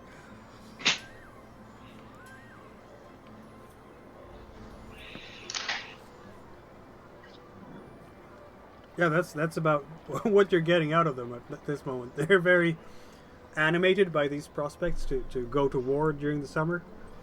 Yep. And probably enjoyed the fact that they're able to rest after 5 or 6 days of horseback. Yep. Excellent. So yeah, unless Fidon was looking for something additional, probably go back out to meet up with Frida and Marita and give them the good news that they're not here to necessarily help the revolt we're against. No, if anything, exactly. They seem to be wanting to recruit some of Lady Narinda's soldiers to join the mayhem this summer. That'd be great. Maybe they'll take some of them away.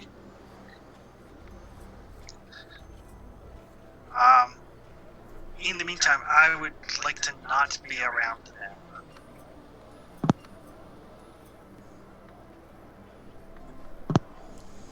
Well, that's easy enough. You can just not be in the tavern at this point. Yep. Of course, going into the forest and chopping wood is also a way to avoid them. Yep, so that's what we'll do. That's what I'll do anyway. Yeah.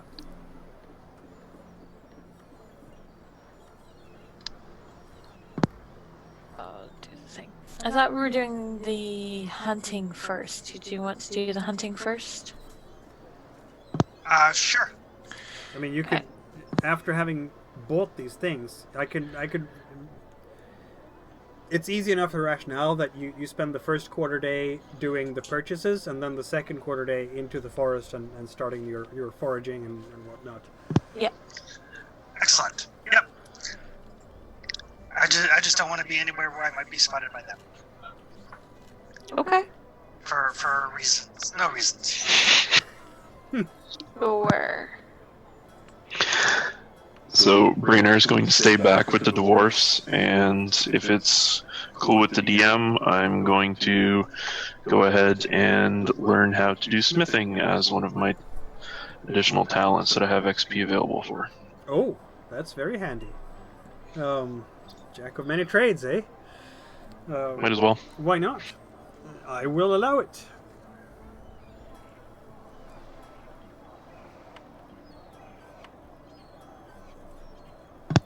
Just doing my wits here.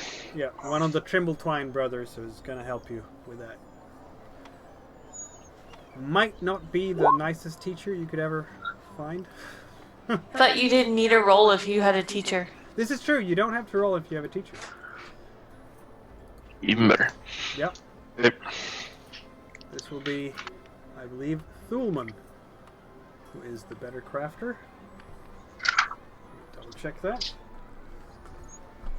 Then you're spending the day in the inside the palisade, because that's where the forge is. The dwarves do not have a portable forge, even though they have a lot of things. Makes sense. Oh, I do eventually need to get a portable kitchen.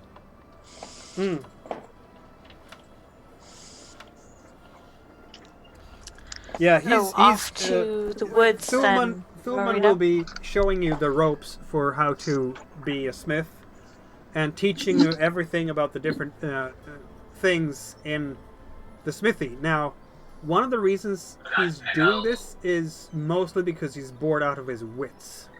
And he's really grumpy and just wants to get away from Fort Riverstone. And throughout the entire showing of all these things, I mean, he's the younger Trimble-Twine. And you've heard him whine before. Yeah, that doesn't stop. He is looking. Are you calling this a hammer? A hammer? This hammer? Look, it's useless. Learning Bad from the balance. best. All the more You're- reason to get into the goddamn woods. You will ruin your elbows using this for more than a week, I'm sure. Ugh, these peasants. Excellent. And you call this a bellows? A bellows? You know how my Hey, Marita, let's go see grandmother if we can can make find a more deer. wind than this when she breaks a wind.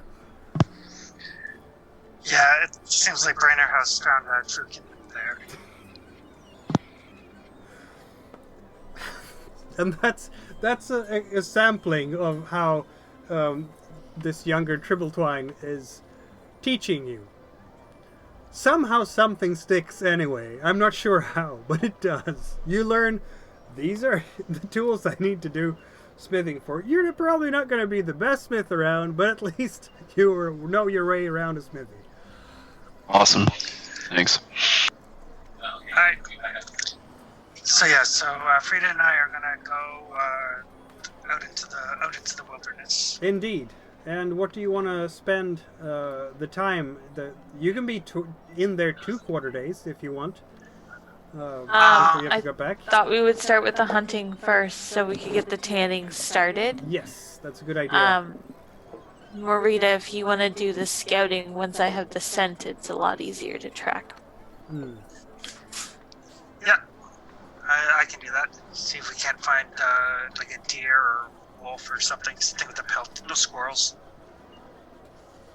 Yeah. I'll yell at another wolf. That's fine.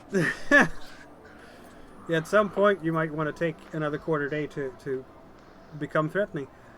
Yes, I will be trying that again. But not right now. No. So you are going to Practice with hunting first. do some hunting.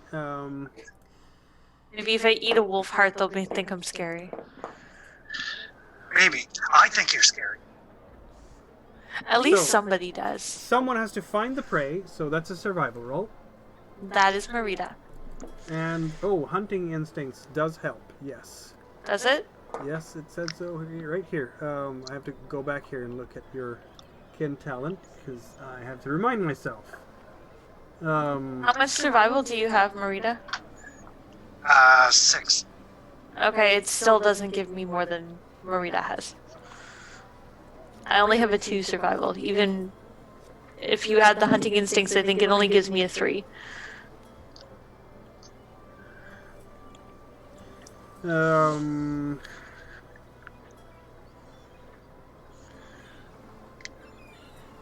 There must be a scent to follow, is what it says, and the number of willpower points you spend equals the number of days that you can follow your prey's scent, and in combat all your attacks against your prey gets +1 bonus per willpower spent. Right. Until the creature So is broken, or you choose to let your prey go. if Marita makes a survival roll and spots it for me, then I can pick up its scent once I know what I'm looking at, Yep. and then mark it. Okay. I will see what I can find. Indeed.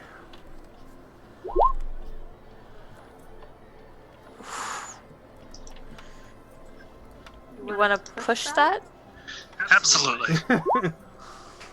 Yep, that didn't help, but you didn't get any hurt either, so that means that you just don't find any prey this quarter day. I guess I'll take a look around. So I don't get a dice for the hunting instincts? It doesn't say that. It doesn't say that. Okay. Let's see now. But only one of you is doing the actual looking for the prey.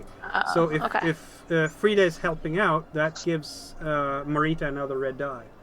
So roll another red die. Yeah. Oh, excellent. I think I did that right. And you'll push that too, of course. Yep. Yeah. There we go. Hey! Finally. Finally! One success. That's all you needed. That means that we roll for what kind of prey you find. That's another d6. Okay. Go ahead, you can roll that one. The higher you roll, the bigger the animal, basically. So it's just one? Yep. And does it matter what color? No. If it wasn't for your help, I wouldn't have found it. So. You find the magnificent mouse. Ooh, a mouse. A mouse is what you found. I can't push that. Nope. Well, you know what? I'm gonna snare it anyway. I had to look all over hell and high water to find this thing. Obviously, the goblins have scared away all of the prey. Now it's time for marksmanship or survival if you're using a trap. So you decide if you're using your spear. The poor mouse. Do you want me to spear the mouse? Can you spear the mouse? Because I'm pretty sure I can snare it. I will try to spear the mouse. If I can't spear it, you can snare it. Well, if you can't spear it, it will run away. But you know what? Go ahead. I want to see you do this. I have faith. I have faith in you. I rolled the wrong thing, but hey, I hit it anyway. I mean, that is a hit. Wasn't marksmanship, I hit the wrong button. That's fine. I mean, you killed the mouse. Killed the mouse. With Woohoo! your spear. Is there anything left of the mouse? Bob. Mouse kebabs. It's a mouse kebab. It's worth 1 meat, and it does not give you any pelts because it's too small. If it's worth 1 meat, it's at least a pretty big fat rat. Yes. Oh boy. A rodent you found. Yes. It's probably more like a gopher. They're a little bigger. Yeah. Alright. Well, we should make our way back to camp and sleep. As you wish. You need to go yell at I think- things. Oh wait, was that 1 quarter day or was that the That was second 1 quarter day. day? You could use another when the sun is setting. Yeah. I am bound and determined I'm going to find something other than a mouse. I will continue to assist you. Of course.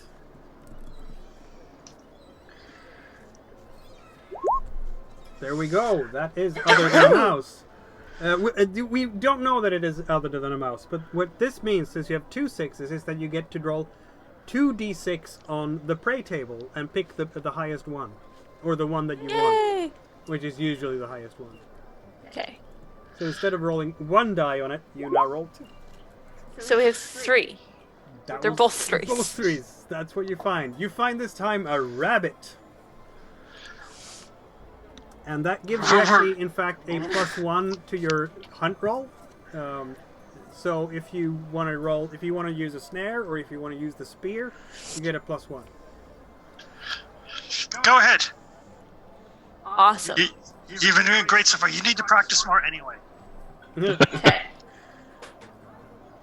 Nope, That's marksmanship. Yeah. A full dice pool this time with a +1, so you get an extra red die. Okay. You've got this. I have faith in you.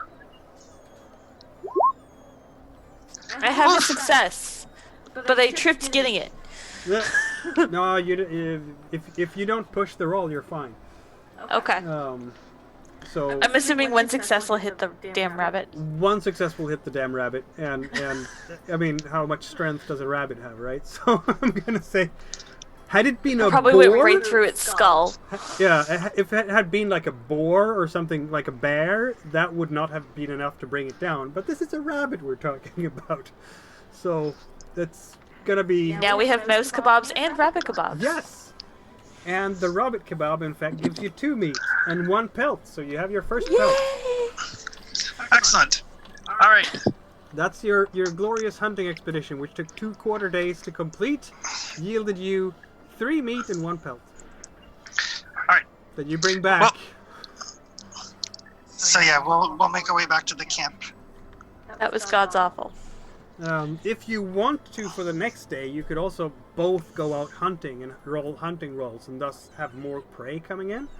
But then again, that's survival. You can roll survival without having much in the skill. So it's up to you how you want to combine that.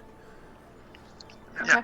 Yeah. But for Frida, of course, since she is low on wits, her survival roll is absolutely terrible. So it might be Yes. better to just have her back up Marita, like you've done.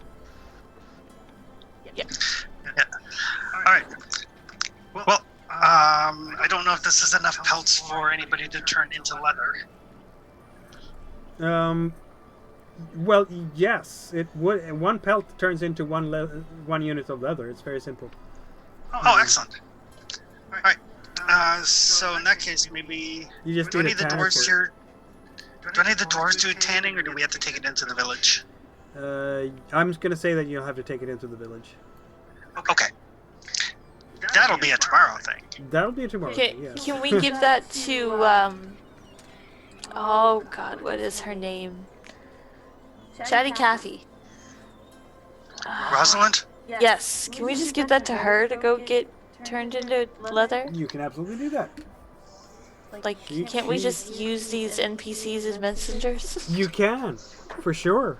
Rosalind would be happy to. That gives her another excuse to talk to people Exactly. and, convert them to the cause, which she's doing every day. Perfect.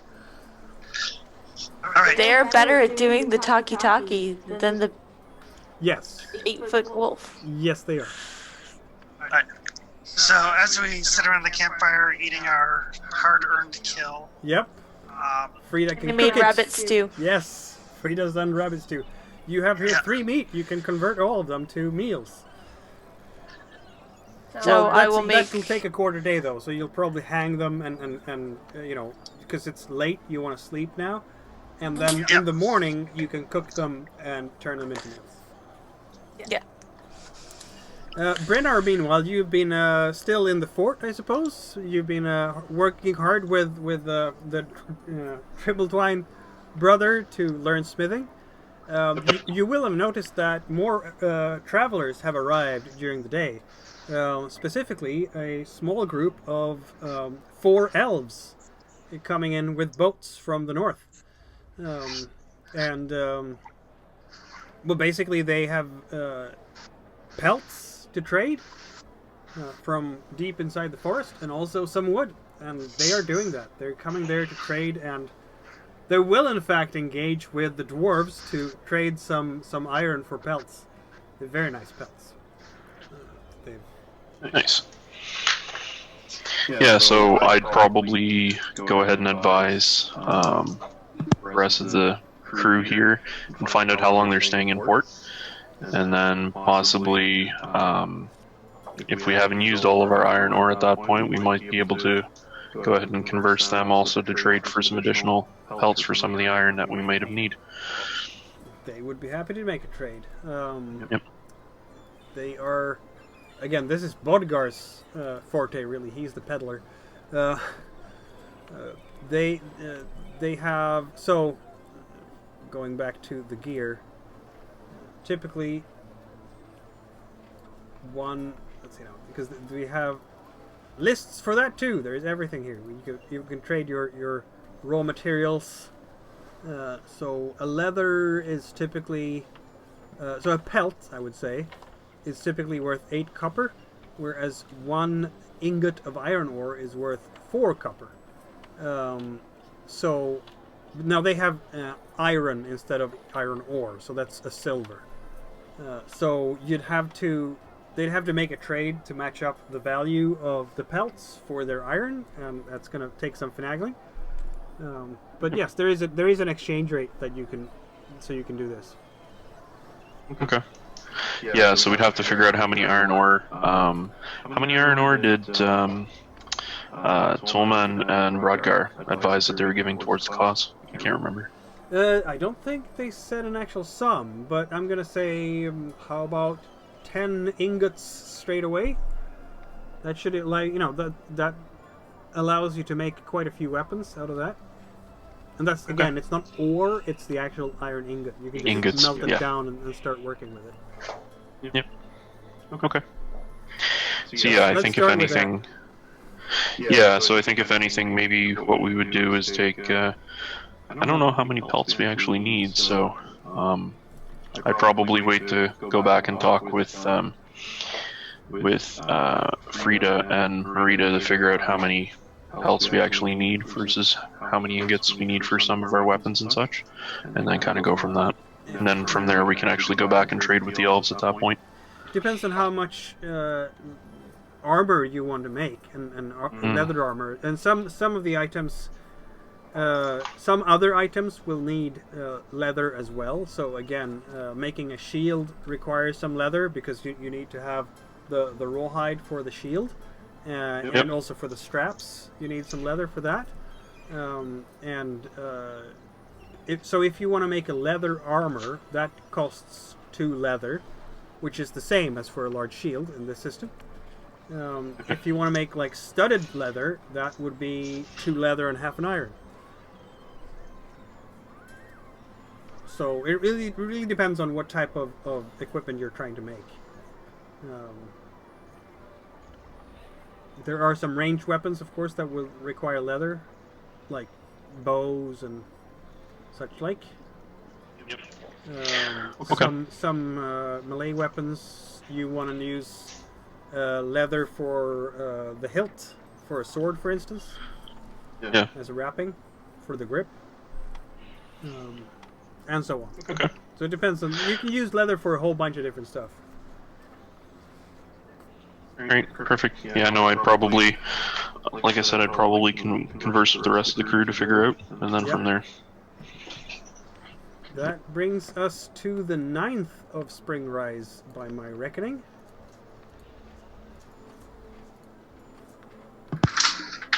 Alright. Do you want to come into the woods with us, Brainer, or do you want to go talk to the goblins?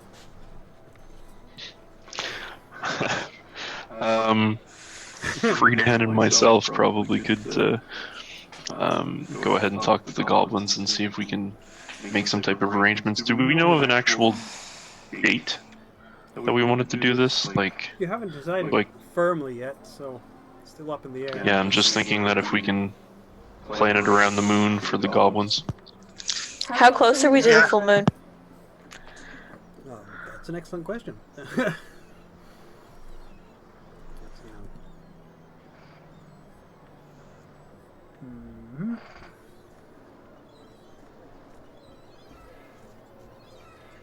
I don't think I put down what moon it was at the start of the month, because these months are not based on the moon cycle.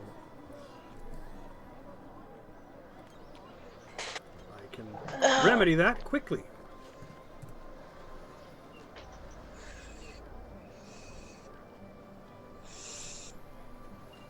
I'm gonna say that this is very close to a full moon, in fact. Yes, the way I rolled it. You could have... Makes sense. Yeah. This would be... something like 3 days left to a full moon. Okay. Can we get this together in 3 days? I was just gonna say, can we forge it all in 3 days? If so, we can tell them to be ready by then. We'll be as ready as we're going to be, I think. Okay. That works.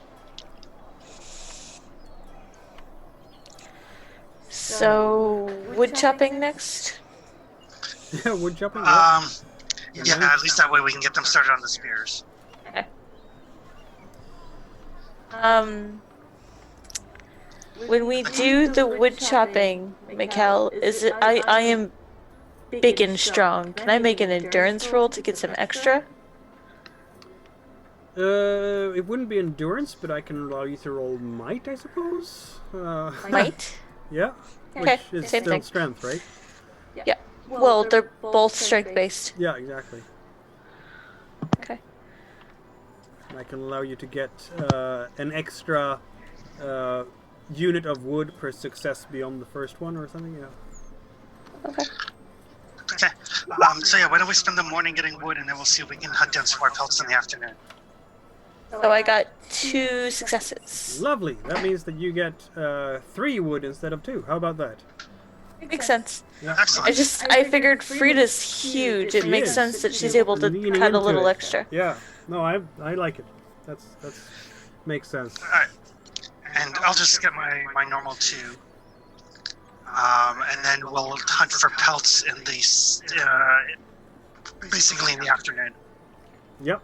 That means that you have gathered 5 wood between the two of you. right? Yes. Yep. Yeah. And Brenner and That'll- Fidan are going to the goblins this day? Yeah. Yeah, that's going to be a bit of an expedition. I think we have to pay some attention to that. You'll be arriving there just before noon to the Goblin Warrens. By now you know the way. And the goblins know you as one of the champions. They will, as the two champions have arrived, so they will open up their gates for you. They are asking what you want. Right, what is your errand, O champion of Eor? We're looking to see if you and your kind can help bless us with, along with the goddess of air, to take the encampment here at the next full moon.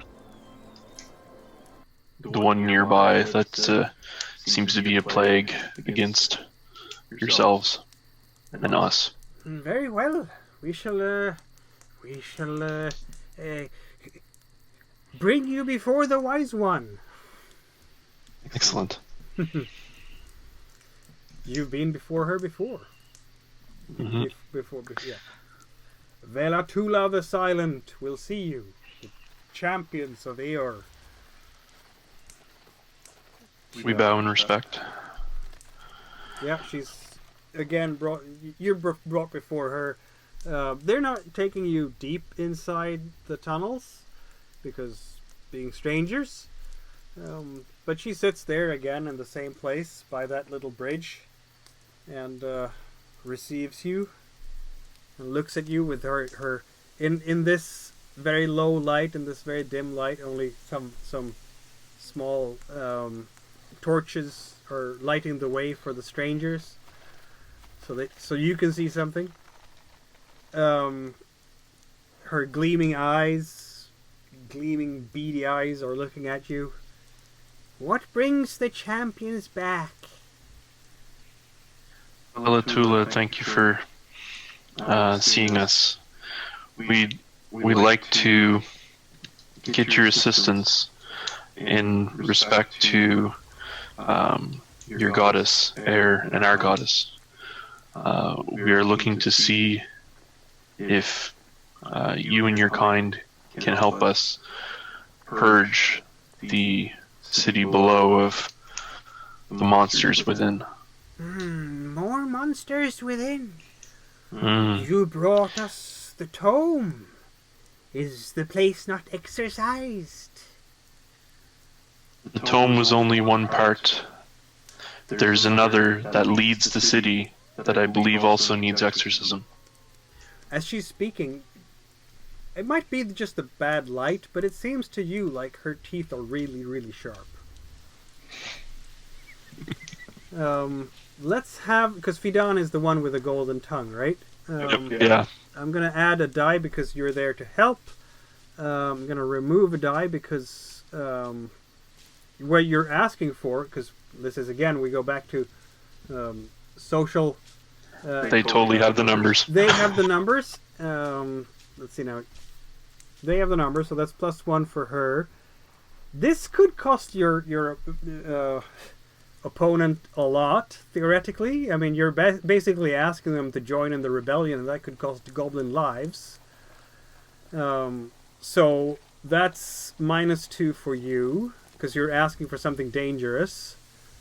They do have something potentially to gain, based on your argument, that they're ridding this area of evil. So that's a +1.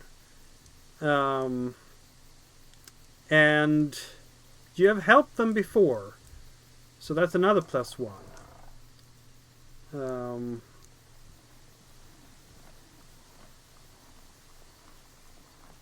Yeah, let's see you make the argument. That you could net a +1 on this if you present the argument well.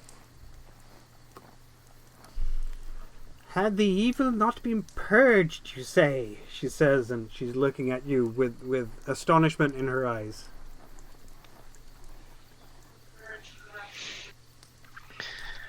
The evil within the temple in the city was purged. The demon himself was removed. But the owner of the encampment, the owner of the town, allowed the demon to reside there, allowed worship to the demon. That is whom we're looking to get rid of now. I sense you speak truth. You speak truth.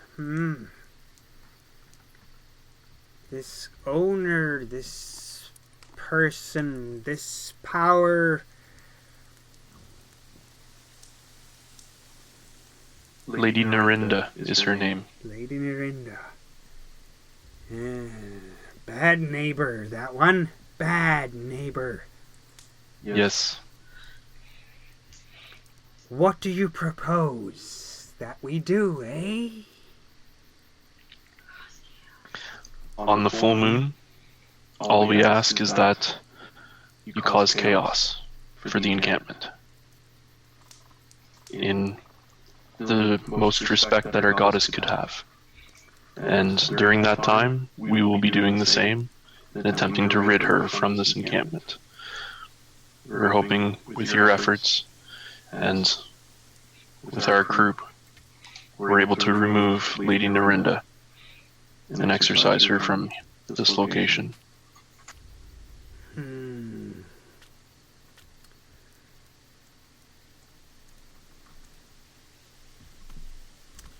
Yes. Yes. Cause chaos under the full moon to the blessings and sacraments of Eor. It seems a holy cause. I'm gonna roll. See if she gets convinced by this, because of course she knows if it's a holy cause or not. You are merely... oh, look at that. Feed on. Yep. Thank you, Vidon. Exactly. With 4 6s. He is absolutely... anytime sort of you're describing this, Fidan will compliment and elaborate and embellish and ask questions of Velatula on, is this then not a holy cause? Is not the mayhem itself on the midnight a holy sacrament to Eor? Will this not be the ultimate way for your champions and warriors to test themselves and reap a task of holy of the Holy Spirit of the Goddess to bring a blessing upon your people for years and years? And this gets Velatula very fired up, clearly. She is very enthusiastic, and soon enough you're standing in a cave with goblins who are all chanting Eor, Eor, Eor's champions, to the fort, burn, rend, steal, take, eat. Yeah, it's not at all a cult. Not at all a cult. Eat their flesh. It was cool up to the eat their flesh portion. Eat their flesh, rend their clothes, tear their fort, burn their wood. Yep, you've fired them up now. Excellent.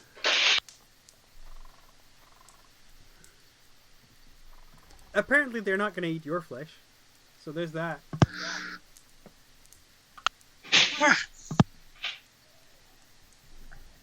So yes, we thank them very much and mention that we will see them, if not sooner,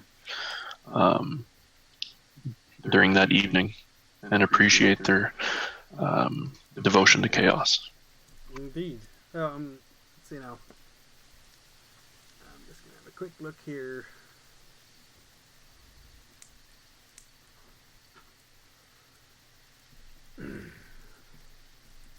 Velatula will perform a sacrament for you. She will, particularly for you, because you are a sorcerer. She throws her bones on the the table, and she doesn't have any particular things belonging to you, so she can't use that. But she does. You can notice that she's in fact weaving a spell about you. I see, she says, and she looks at you. I see that you are one used to living alone for many an eon. Yes, I could see you in the past, in your hut. Surely the goddess herself brought you to us now, at this time, breaking your hermitage for this purpose. The stars have aligned.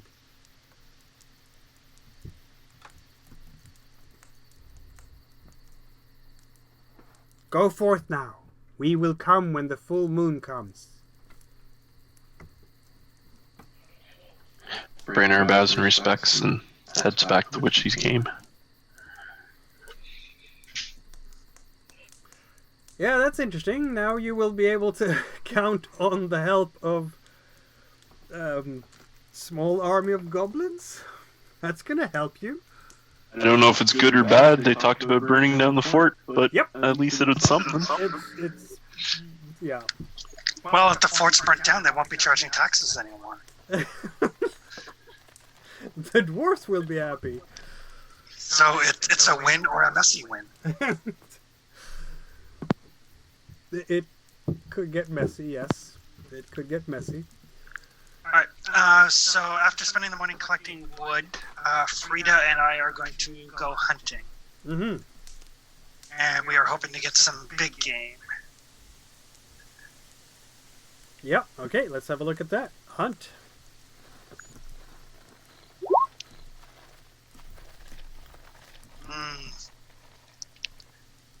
You know what, can I push it to try to get more successes? Yes, you can. I will do that. You will, of course, hurt yourself a little bit, but Yep. that might be worth the prize.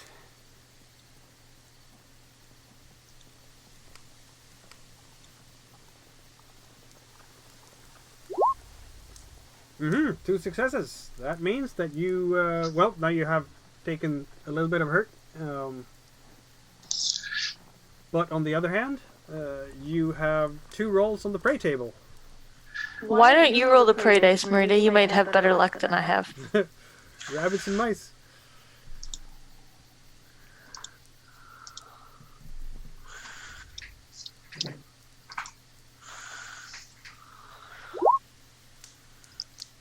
Ooh, Ooh, a 6.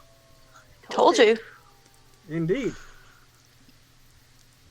Okay, it says like this. You roll multiple. If you roll multiple 6s, you can roll on the hunting table once per extra 6. You cannot go back to a previous result. But obviously, if you roll that first 6, you're not going to roll again. So Yeah, the 6 would have been the first one, I think. I think that's the way Yeah. the dice roller works. so basically, you find yourself a deer, which is a very nice find because it's a large animal that is not necessarily terribly aggressive. I.e., it's not a boar and it's not like No. a bear. So, yes, Let's see if I hit it. indeed. Alright, oh, look at that! That is a hit. It is a hit. Let's see now. If I recall correctly, deers might have slightly more than. Do I need to push and roll again? If you want to cause more harm, yes. Animals, there we go. So a deer has a 3 strength, so you need 3 points of damage to bring it down completely. You have. Do I still have all 5 dice, or do I go down to 4? You go down to 4 because you already have a success. Don't forget your equipment dice here. You have for your throwing spear, you get a +2, so 2 black yeah. dice.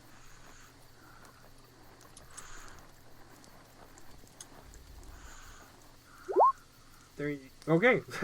And roll the 2 black dice again for the first roll as well. Okay.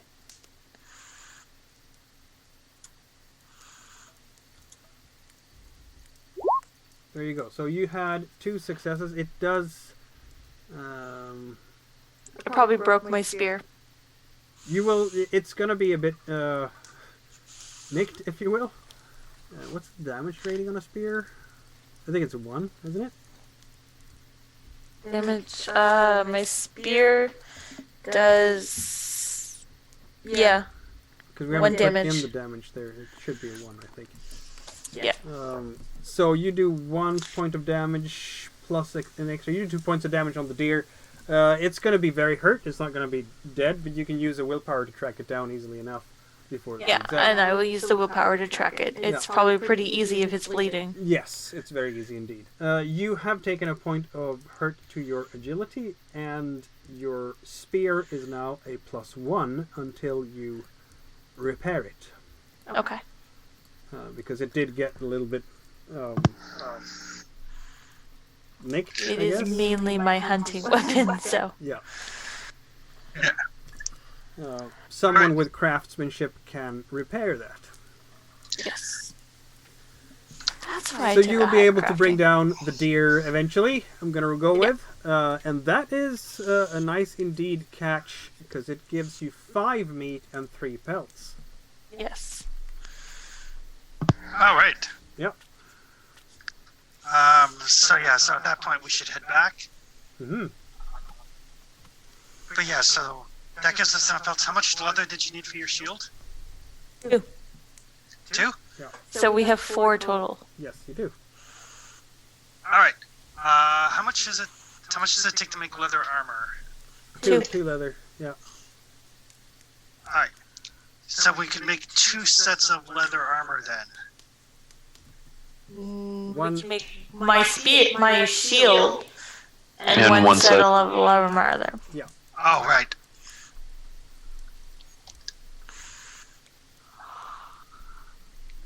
All right.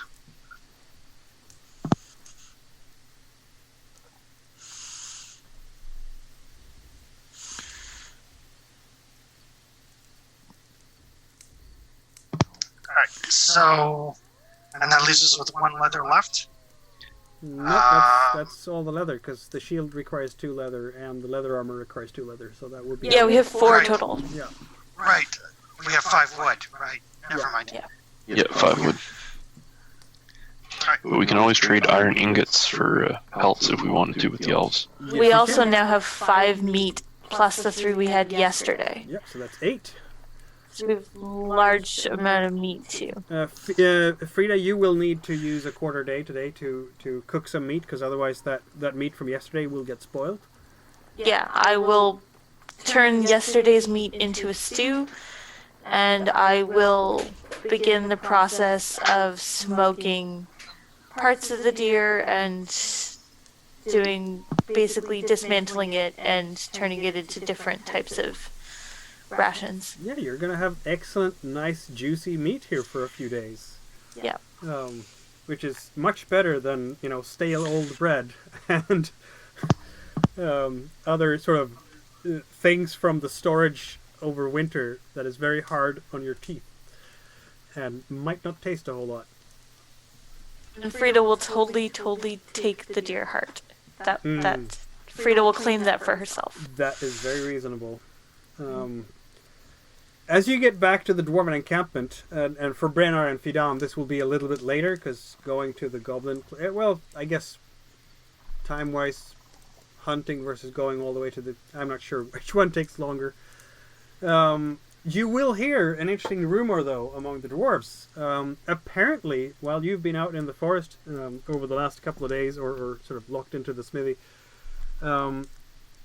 this is what they say from inside the town. The big piece of news this early this day, a new Raven sister has arrived in the fort, which has sort of made everyone. This is probably Ochro that tells you by the evening as you're sitting and partaking of some of that lovely meat that Frida is bringing. The stew. Yes, there's a new Raven sister. She's very old. She arrived today in the morning, and everyone is very happy, it seems. They needed someone. We should check her out to see if she's yet another demon worshipper, or if she could be persuaded to side with us, and that would get the rest of the town on our side. One would assume not every Raven Sister is a demonic worshipper. The Green No, Walker but if sitting they're there all next- coming from the same damn source, and Lady Lorinda's the one calling them in, they might be. I beg your pardon, Frida. Raven Sisters are most virtuous. This aberration that Obviously, not all of them are. one fallen Raven Sister. They are That pure managed to heart. corrupt the entire goddamn government within the city. Well, By the entire seducing the one lady. person. But surely another Raven Sister from somewhere else is pure of heart. Well, it depends on who called her in. We should talk to her regardless. And Greenwalker, I think it would be good for you to go ahead and meet possibly another Raven Sister that hopefully won't be as tainted. I agree. I will happily go with. But the downside is, assuming Brainard fills us in on how things went with the goblins. Yeah. Sorry, that's iterated out. Yeah. Yep. So we can't really call this off now because there's going to be a bunch of ravening goblins hitting them in like 2 days. I think this is a holy war. I'm not terribly comfortable with this, to be honest, as Green Walker. A disturbance, a diversion, that is one thing, but mayhem. I understand that we have to check Lady Narendra and certainly exorcise all evil in this place, but most of the villagers here are surely good, honest, hardworking people who revere, who are devoted to the gods, to Raven and Flo. You really live up to your name, don't you, darling? But we have to protect them, don't we? Well, we could tell the good townspeople to just kind of lay low. The guards and Lady Lorinda will have to go deal with the insurgents. And lock your And doors then at after night. everything is done, We should probably do that, yes. Yeah, to that point, we could tell them to all go to the temple. Assuming the new Raven Sister's on our side. Well, yeah. I'm gonna, well, it's a chance, since it's this a chance is for kind her of to a, prove herself. since this is kind of a council, I'm gonna assume that Rosalind, as a co-conspirator, is there as well. Yep. Well, my good friends, I can tell you, I'm very pleased that I think that I've been able to persuade many of the locals of the pressing need of our adventure. And of course, they understand that sacrifices might have to be made in different ways, that it will be a short, tumultuous time, but it is needed. Because Lady Narendra will not go willingly, and she will probably harm people before she allows herself to be unseated from power. So Well, I some think we can damage get is the not- townspeople into the temple. I could agree with that, yes. Possibly I can... I wonder if we could convince some people to maybe be away from the fort? How That many sounds people like- can we shelter here? the Dwarven brothers are looking distinctly uncomfortable at this suggestion. Shelter here? Yes, shelter here. I don't think this is much of a shelter. There's a couple of tents and a campfire. I agree, says Thulman. But it's away from the fort and away from the goblin. First of all, we have no protections here. And second of all, a lot of humans walking around in the middle of my tent? You don't need protections if the fight is focused on the fort, and nobody's going to be walking in your tent. They'll mostly be sitting around scared. Yeah, Thulman is very unhappy with this idea. But then again, has Thulman ever been happy with any of the ideas? No. If we succeed at this, you don't have to pay taxes. This makes his older brother Merble happy. Fullman will complain no matter what. But Merble will be a good deal happier, indeed. Alright. So maybe Rosalind and Fidan can work on getting the innocent townspeople to safety, either in the temple or outside the town.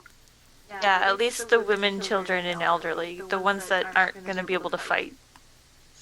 Rosalind is very happy with helping out with such a venture. It seems like it seems like the type of good that she can do.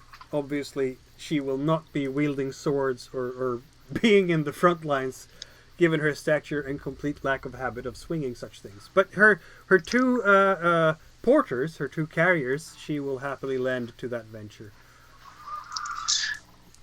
How well trained are her porters? Like, they're big and burly men, so maybe not as well trained as Frida for sure. Not as well trained as Hamda, but they can probably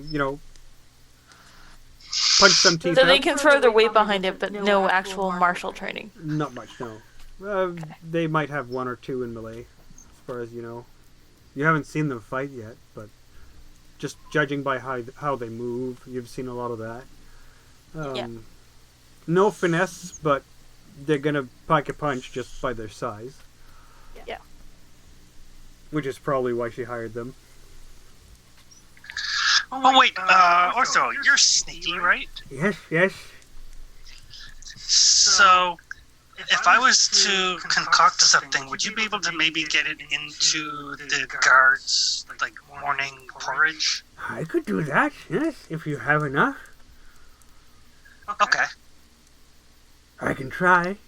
You thinking of knocking them all out? Yeah, or making them hallucinate or something, just something to give us an edge on that. Almost like they'll see little blue goblins or something. Yeah. That'll probably scare them shitless just to start out with. Right. Almost. So that's gonna take me pretty much an entire day to brew up. That's fine. I want to practice being scary some more. Mm-hmm. Alright, so we've got 2 days until the full moon? Yep. Yeah. Alright. This has been the 9th, so we're getting to the 10th the next Yeah. day. And the full moon is the 11th? By my calculations, yes, it would be the 11th, exactly. Okay. So tomorrow we'll gather more raw materials to hopefully get enough spears at least for people. Yep. And then the 10th. How many do we have now? We have 4. Okay. Actually, tomorrow I gotta brew up the poison because I need that to go into the porridge first thing in the 11th, morning of the 11th. Yeah. Okay, well, I can spend half the day getting more wood, and then the rest of the day practicing my intimidation. You will be able I to can- notice, just as an addendum, that the elves have they seem more comfortable with tents and what have you than inside the fort, and they've also made a small encampment. They're not close enough to hear what you're talking about, but now there are 2 camps outside the fort.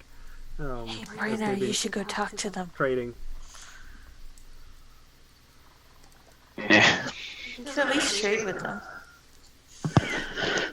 Do we have anything we want to trade with them? They I have don't know. pelts. Go be sociable. I was thinking, honestly, I'd go visit a very old and frail new Raven sister in town on the Okay. 10th. That's the next day. Yeah. Go be sociable people. Will Fidan come with you, or is he doing something else? I think he could come with, and obviously we take Greenwalker too. Yep. Greenwalker being a druid cannot hurt at all. Whereas being a sorcerer can in fact hurt, because Raven sisters don't particularly like sorcerers at all. That's funny. Yeah, they are kind of breaking the laws of nature with their sorcery, unlike the druids who are working with the gods, with their magic. That's right, old man. Yep.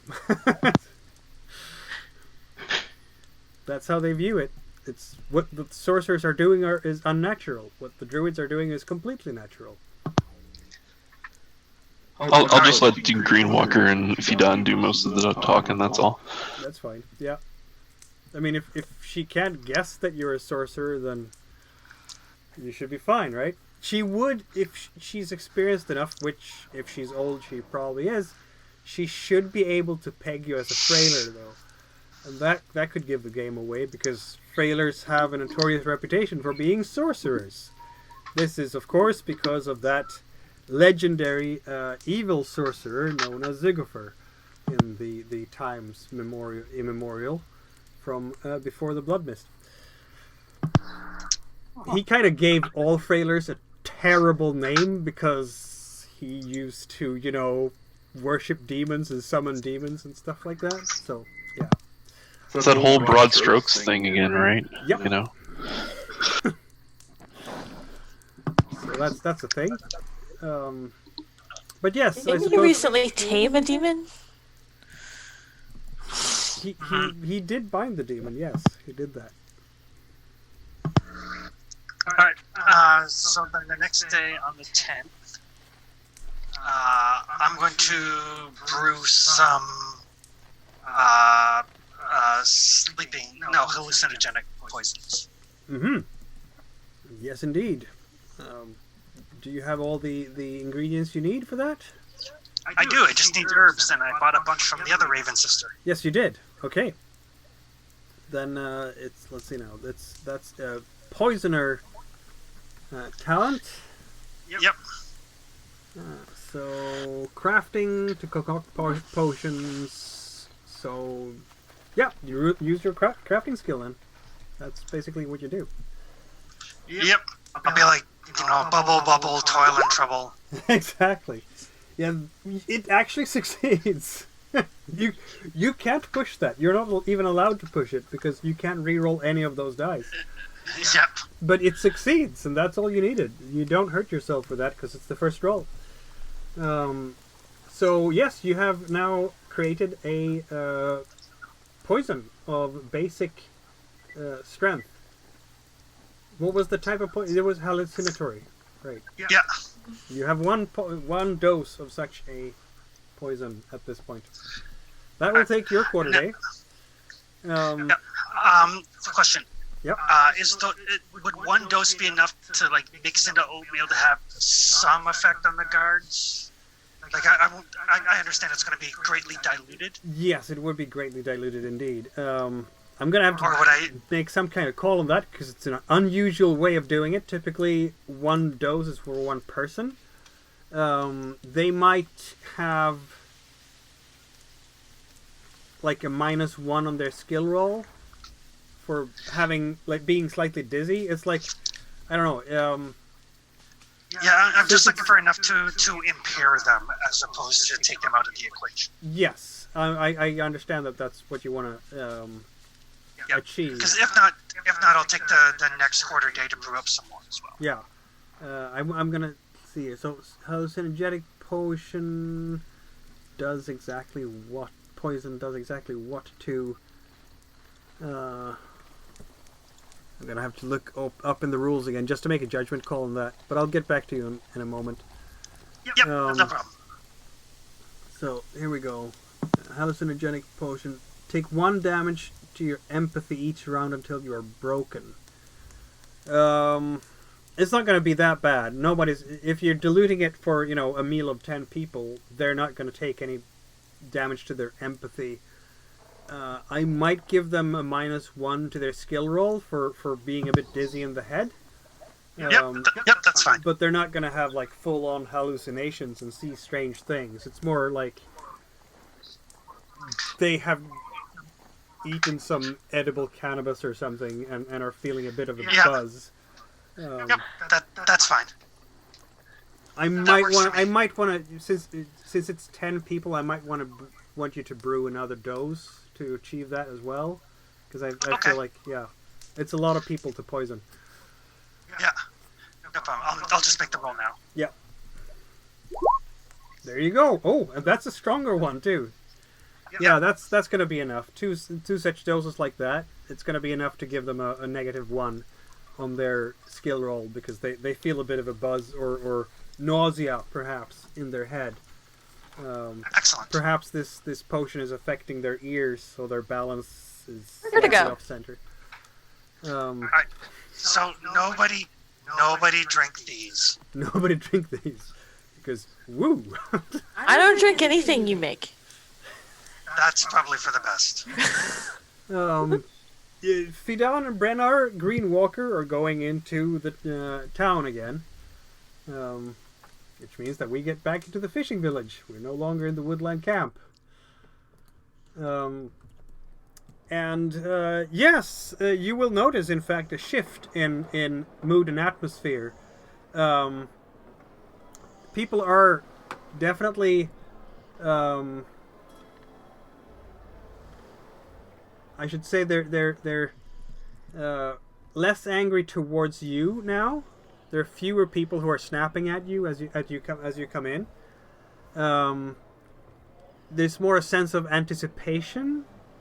You know, when are you going to deal with this? That kind of sort of attitude towards you. Some of the guards there are looking at you, and as you pass.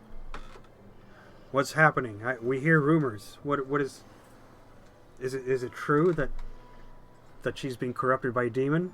Someone is whispering to you, one of the guards, as you walk past. So the guards whispering that to us, or they're talking amongst they're themselves? whispering to you. You found the demon, didn't you? The rumors might be true. I'd watch your back.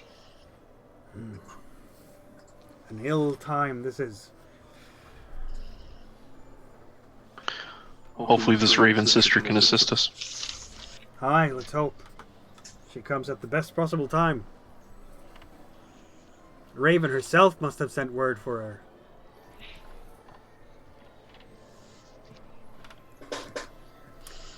And yes, you will notice that there is a bit of a crowd around the temple to Raven. And in the middle of this crowd, people have come and they've asked for guidance and advice.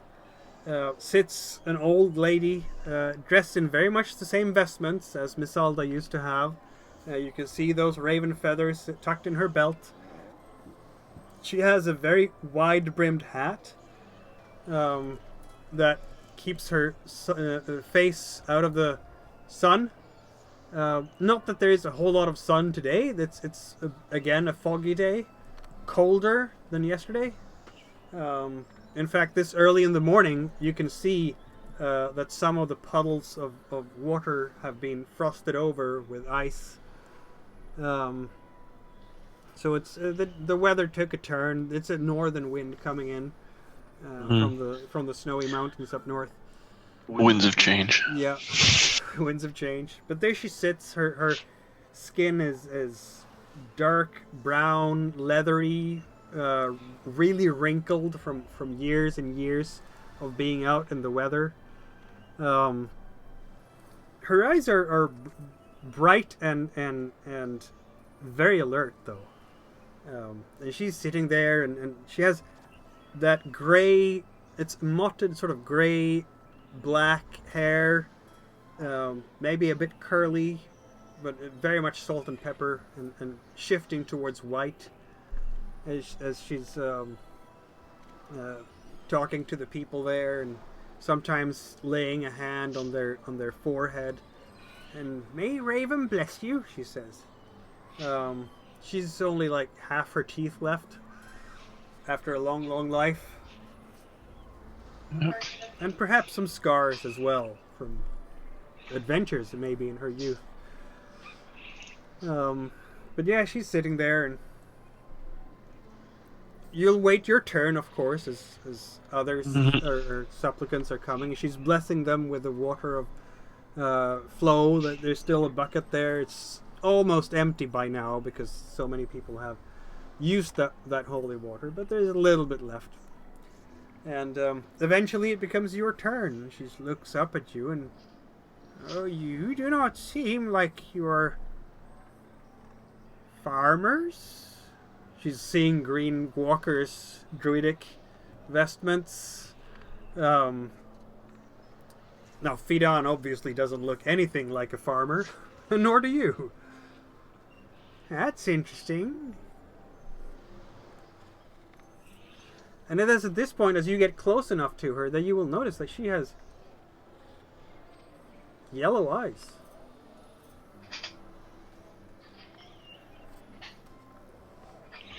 Yellow eyes. Can I make a lore check to determine, like, do I know of any any race or any kin that typically have yellow eyes? Or if she might actually, like, it might be something medical at that point, like she's blind or something like that. Yeah, you can make a lore check, yeah.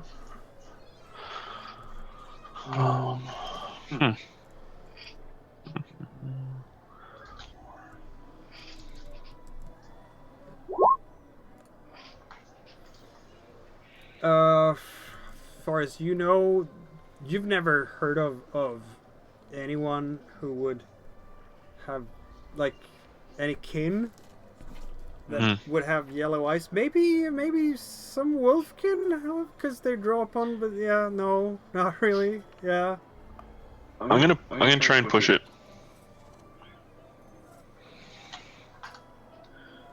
Just because curiosity. Never killed anyone, you know. No. So, an extra one. An extra one.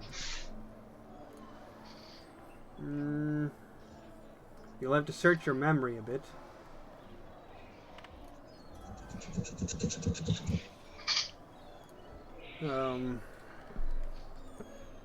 Maybe it's just a medical thing? Yeah. It seems odd enough to be noticed, and odd enough for me to start thinking of it. Yeah. Or Brainer start thinking of it, rather. But he definitely takes as a takeaway of his first impressions. So then, yeah, Brainer would probably speak up, or I guess Fidan probably would.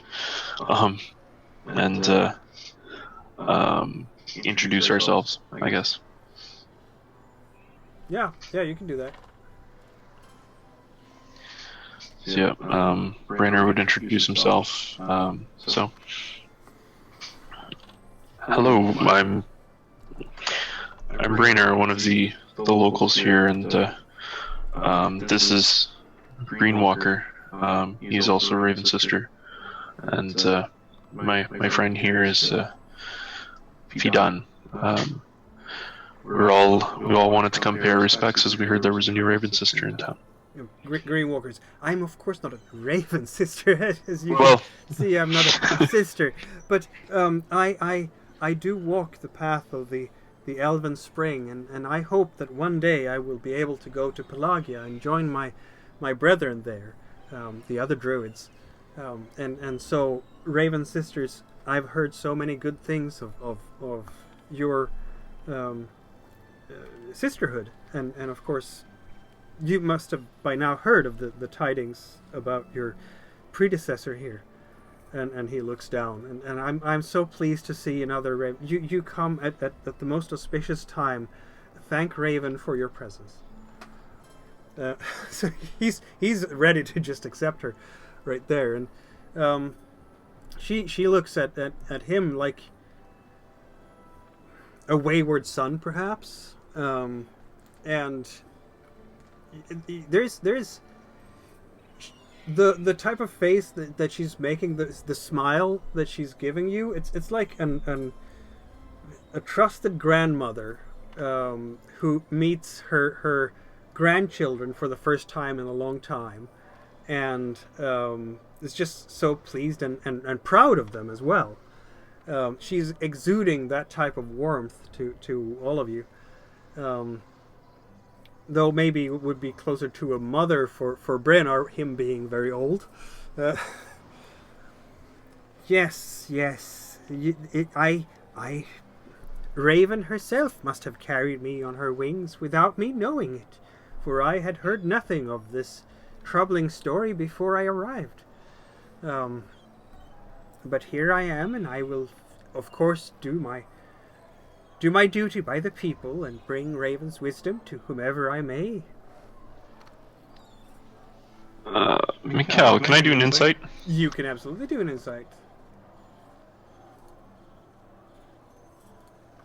Between the eyes and, well, Brainer's, The doesn't eyes and necessarily the aura believe- and the... Yeah, no. Don't trust that. Don't trust that BS. Yo, yeah. It's a success. A success. You can push it. You can. I will. All the willpower. Sure, I'll push it. Why not?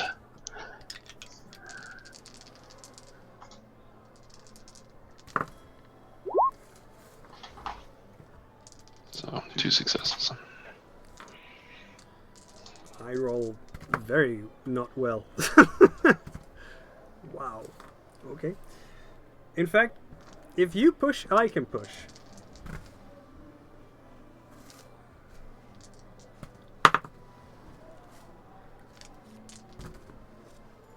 There we go.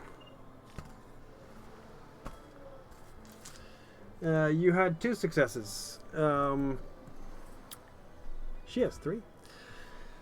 Awesome. You're looking into each other's eyes for a while, testing each other's mettle and strength, and trying to see through into each other's souls. And as you're doing this, you're noticing that those yellow eyes are putting up a very effective shield, and then peering into your soul. Uh-oh.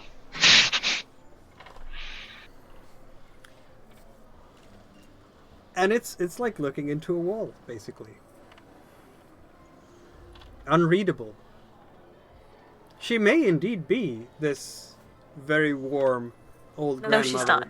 No, Just she's doesn't not. trust her at all. She's another goddamn demon. Or she's very good at hiding whatever her errand might be. But you Fair do feel warmth.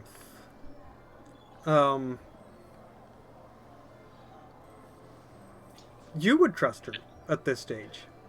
Okay.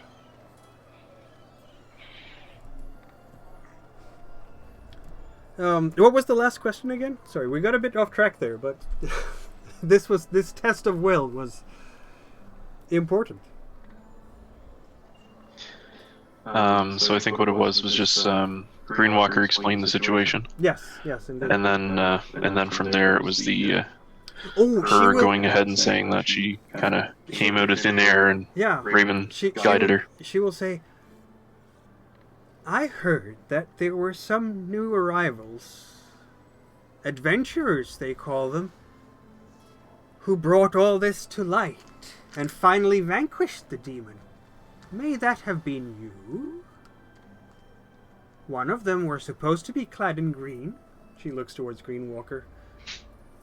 And he's ready to just sort of melt into a puddle.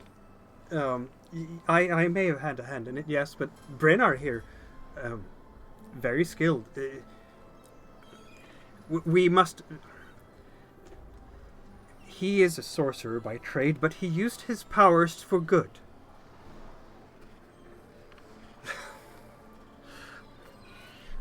Well, that is good to hear, even though that the path of the sorcerer is one of violence against the order of nature, says the Raven Sister. My name is Marta. Nice to make your acquaintance, Martha. I am very pleased to make yours. You seem to be making a name for yourself already. Well, to use your words exactly, even though to be a sorcerer is maybe to have an abomination against nature, even more so is demons. and I do not stand by idly whenever there's demons involved. Indeed, indeed. Wise, wise, yes. We must be on guard for their ilk. I hear the most strange rumors from the villagers. Many of them have come to me this morning and asked me for advice, for they say that their lady has been led astray by the demon as well. Is this true? They also say that there might be deliverance at hand. I do believe that it is true. I did not Yes. expect such a turmoil in this place when I came. What of the tome?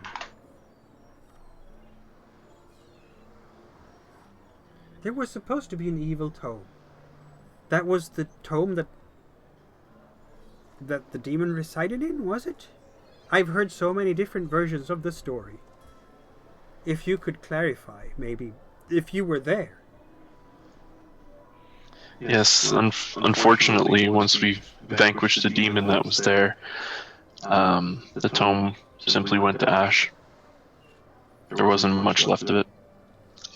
I see. Yes, that may be... That sounds like the tome itself was simply a vessel for the demon to reside in. I have had some experience with their ilk in my day, and I can say, banished one or two of them as well.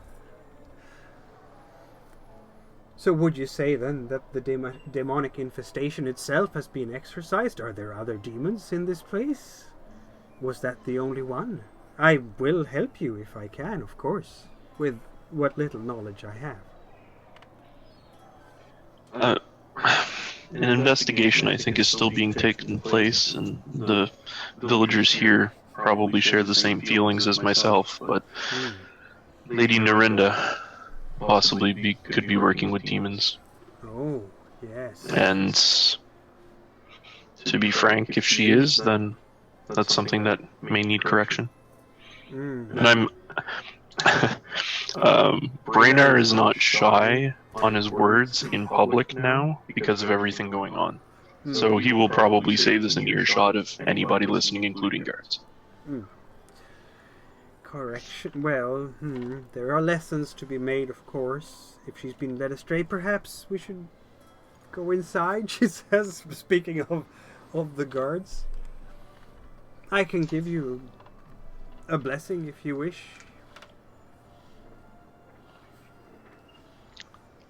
Sure. And he gestures over to the rest of his party and goes in. Yep, everybody's going in.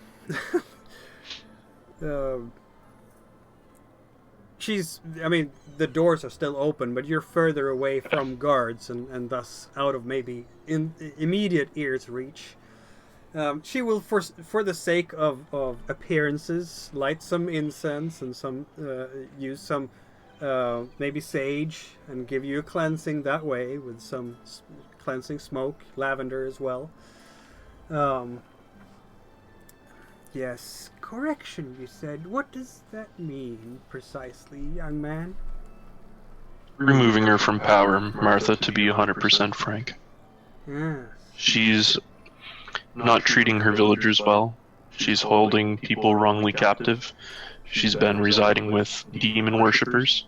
And she refuses to allow trade here in the region without overtaxation. I think all of these reasons, mainly the demon, is a great reason to remove her from power. Well, I know not much of governance, I'll say. But it seems to me that you're making a good case. If she has been corrupted by demons, I'm sure the villagers here will benefit from someone else ruling in her stead. It is not for me to say who is the rightful ruler of this place. I'm merely a raven sister trying to help the flock, if you will. But if I can help you with my capacities as a healer or as someone who can give you advice on various things, then certainly I will. Well, when the opportunity arises, we may need your temple to shelter the townsfolk, so none gets harmed amongst all this. Yes. It could be as early as in the next day. I will say that as a Raven Sister, I am more proficient. Well, healing is not my specialty, but I do commune with animals, and sometimes walk in their form as well. That might be helpful for you in some capacity. I need to save more XP up now.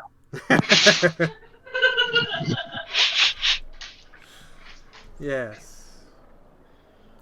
I will be here in the Raven's Temple, of course. But if you need me, I will be all ears.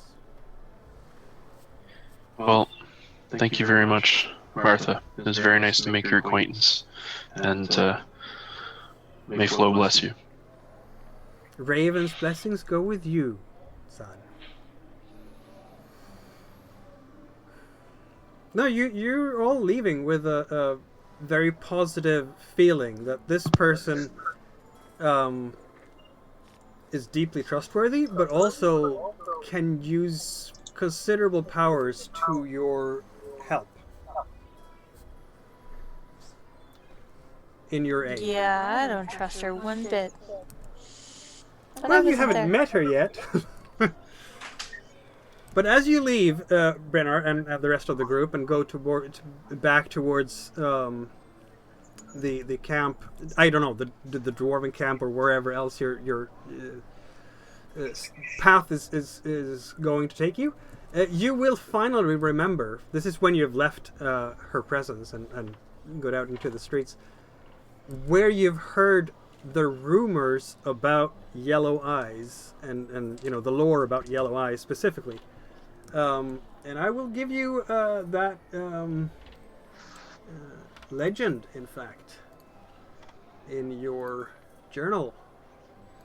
And I will do so now. You should be able to read it.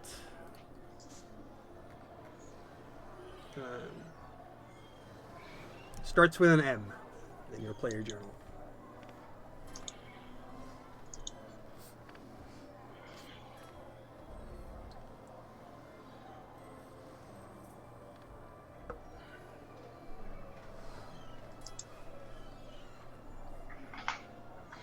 No one else will have that. It's just for Josh. Should have burnt it down while I had the chance. That's an interesting reaction. And it is now 11 p.m., so we're about to... Told you not to trust the old bag. So we're about to wrap up for today. Interesting cliffhanger there with Joshua getting an interesting piece of lore that suggests that maybe everything is not entirely on the up and up with the old Raven sister, but who knows? We are at the 10th. You can share it with the party. The next time. Exactly. The 10th of Spring Rise. We were at the first quarter day, right? Yes. Yeah. Yep. I'll make a note of that. And Don't kill her until I can learn shapeshifting. exactly.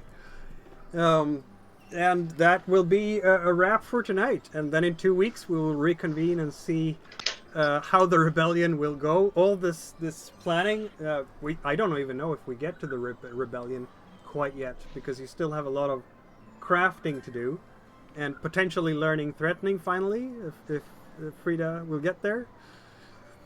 But Somebody will think that I am scary, goddammit. somebody will finally do that. But that will be for next session. Thank you everybody for who tuned in. It was a pleasure having you here tonight. We'll see what they find out about this strange new Raven sister. Surely all Raven sisters can't be bad. Yes, they are. Just a bad track record. Maybe. Just in this town. Just. Maybe it's the temple. Maybe we just need to burn the whole fucking temple down. Maybe. Maybe. We'll see. I will see you guys next time. Indeed. Thanks, everyone. See you next time. Thank you. Bye. Bye.